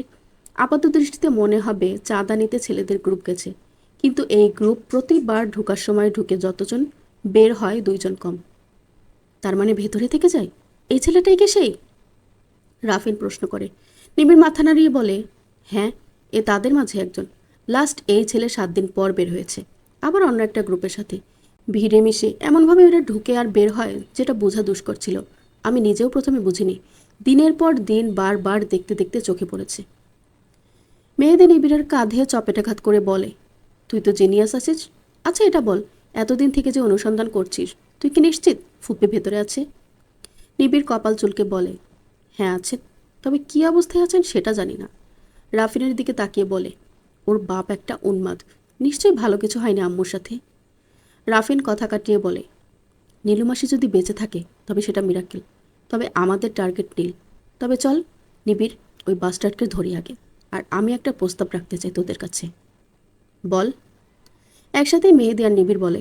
রাফিন কপাল এক আঙ্গুল দিয়ে চুলকে বলে, বাবার সাথে আমি কথা বললে ব্যাপারটা সোজা হয়ে যায় না? ওনাকে কোনো খারাপ কাজ করতে দেখেছিস তোরা? উনি কখনো নিজের স্বার্থে কিছু করেছে কি, নাকি অর্থের লোভ আছে? মেহেদি রাফিনের কাঁধে হাত রেখে বলে, রাফিদা, ওনার এইসব বস্তুগত কোনো কিছুর লোভ নেই। তবে আমি নিজ চোখে দেখেছি নীলু ফুপ্পির জন্য ওনার পাগলামি। নিজের জীবনের বাজি রেখে আগে ফুপ্পিকে রেস্কিউ করেছে। ভেতরে কোনো কিন্তু তো অবশ্যই আছে, সেটা জানার জন্য হলেও আমাদের আগানো উচিত। হ্যাঁ, আর তাকে বলা মানে এতদিনের সব পরিশ্রম পণ্ড হয়ে যাবে। এখানে শুধু নীল কিংবা আম্মুর একার প্রশ্ন না, এখানে আরও বহু মানুষের প্রাণ জড়িত আছে বলে আমি মনে করি। আর বাকি কথা আমি তোদের গাড়িতে বুঝিয়ে দিব। নিবিড় বলার পর রাফিন বলে, ঠিক আছে, তবে এখন চল যাওয়া যাক, কিন্তু লোকেশন কোথায়? কলেজ স্ট্রিটের পরিত্যক্ত বাড়িটার পাশে ডুপ্লেক্স ভবনটা। সামনের গলিতে গাড়ি রেডি আছে, চল। নূর ম্যানশনের দেয়াল টপকে টান টান হয়ে মিলিটারি ভঙ্গিতে হেঁটে যাচ্ছে 3 সিপাহী। শটান হাঁটার জন্য দূর থেকে ছায়াগুলো দানবের আকার ধারণ করেছে। নিশুতি রাতের নিশাচর প্রাণীরাও এদের দেখে আড়ালে চলে যাচ্ছে। থেকে থেকে দূরে কোথাও কুকুরের আর্ত চিৎকার ভেসে আসছে। 20 থেকে 25 মিনিট পর গন্তব্যস্থলে পৌঁছায় নিবিড়রা। কলেজ স্ট্রিটের এই এরিয়া ভিআইপি আর ঢাকার শিল্পপতিদের বাংলোতের সাজানো আভিজাত্য এলাকা। রাতে বাইরের অচেনা কেউ এলাও না, তাই গেটগুলো সব মূল সড়কের কাছে তালা ঝুলানো। গাড়িতে ডিটেলস বলেছে নিবিড়, সিক্রেট দরজা আর ভেতরে সম্ভাব্য কী কী থাকতে পারে। আর এখানে ছেলেটার নাম মাইকেল সামি, সম্ভবত খ্রিস্টিয়ান। আর এই মেয়ের কাছে মাসে একবার আসে, সেটাও গভীর রাতে, আবার ভোর হওয়ার আগেই ফিরে যায়। গাড়ি গলি থেকে দূরে পার্ক করে 3 জন হেঁটে আসে স্বস্থানে। নিবিড় গাড়িতে কিছু সরঞ্জাম সহ পাতলা কাঁধ ব্যাগ নিয়েছে। এতে মেটাল গলানোর স্প্রে, লক খোলার স্প্রে আর 2 জনকে 2টা লাইসেন্স ছাড়া বেরেটা M92 রিভলভার দিয়েছে। মেয়েদের হাতে নিয়েই সুপার এক্সাইটেড। কিন্তু রাফিন নেয়নি, সে সামাজিক কোনো ক্রাইম করতে চায় না। মেয়েদের অতি আগ্রহে পানি ঢেলে নিবিড় জানিয়েছে আবার রিটার্ন নেবে, এগুলো পার্টির। নিবিড়রা বাড়িটার প্রাচীর ঘেঁষে দাঁড়িয়ে থাকে কিছুক্ষণ। তারপর প্রথমে নিবিড় আগায়, পেছনে মেহেদি, সবশেষে রাফিন। বাড়ির কাছে গিয়ে রাফিন সাবধান করে ভেতরে ঢুকতে। কারণ লোকটা যদি বের হয় তবে ধরতে সুবিধা। ভেতরে কি আছে জানা নেই তাদের। নিবিড় আর মেহেদি সম্মতি দেয় রাফিনের কথায়, কিন্তু মিনিট 5 পর ভেতরে একটা মেয়েলি আর্তনাদ ভেসে আসে। তাই নিবিড়রা ঠিক করে ভেতরে ঢুকবে। দোতলায় উঠে দরজায় লক ছুটানোর স্প্রে করে মেহেদি। লক ছাড়িয়ে ভেতরে এসে তিনজনেই অবাক হয়ে যায়। নিবিড় বলে, it seems we are stuck in a trap. শুনছিলেন আশিক আক্তার সোহাগীর লেখা নীতিহীন রাজগল্প থেকে পর্ব 63 থেকে পর্ব 66। গল্পটি পরবর্তী পর্বগুলো শুনতে চাইলে অবশ্যই এই চ্যানেলটিকে সাবস্ক্রাইব করে আমার সাথেই থাকুন। ধন্যবাদ।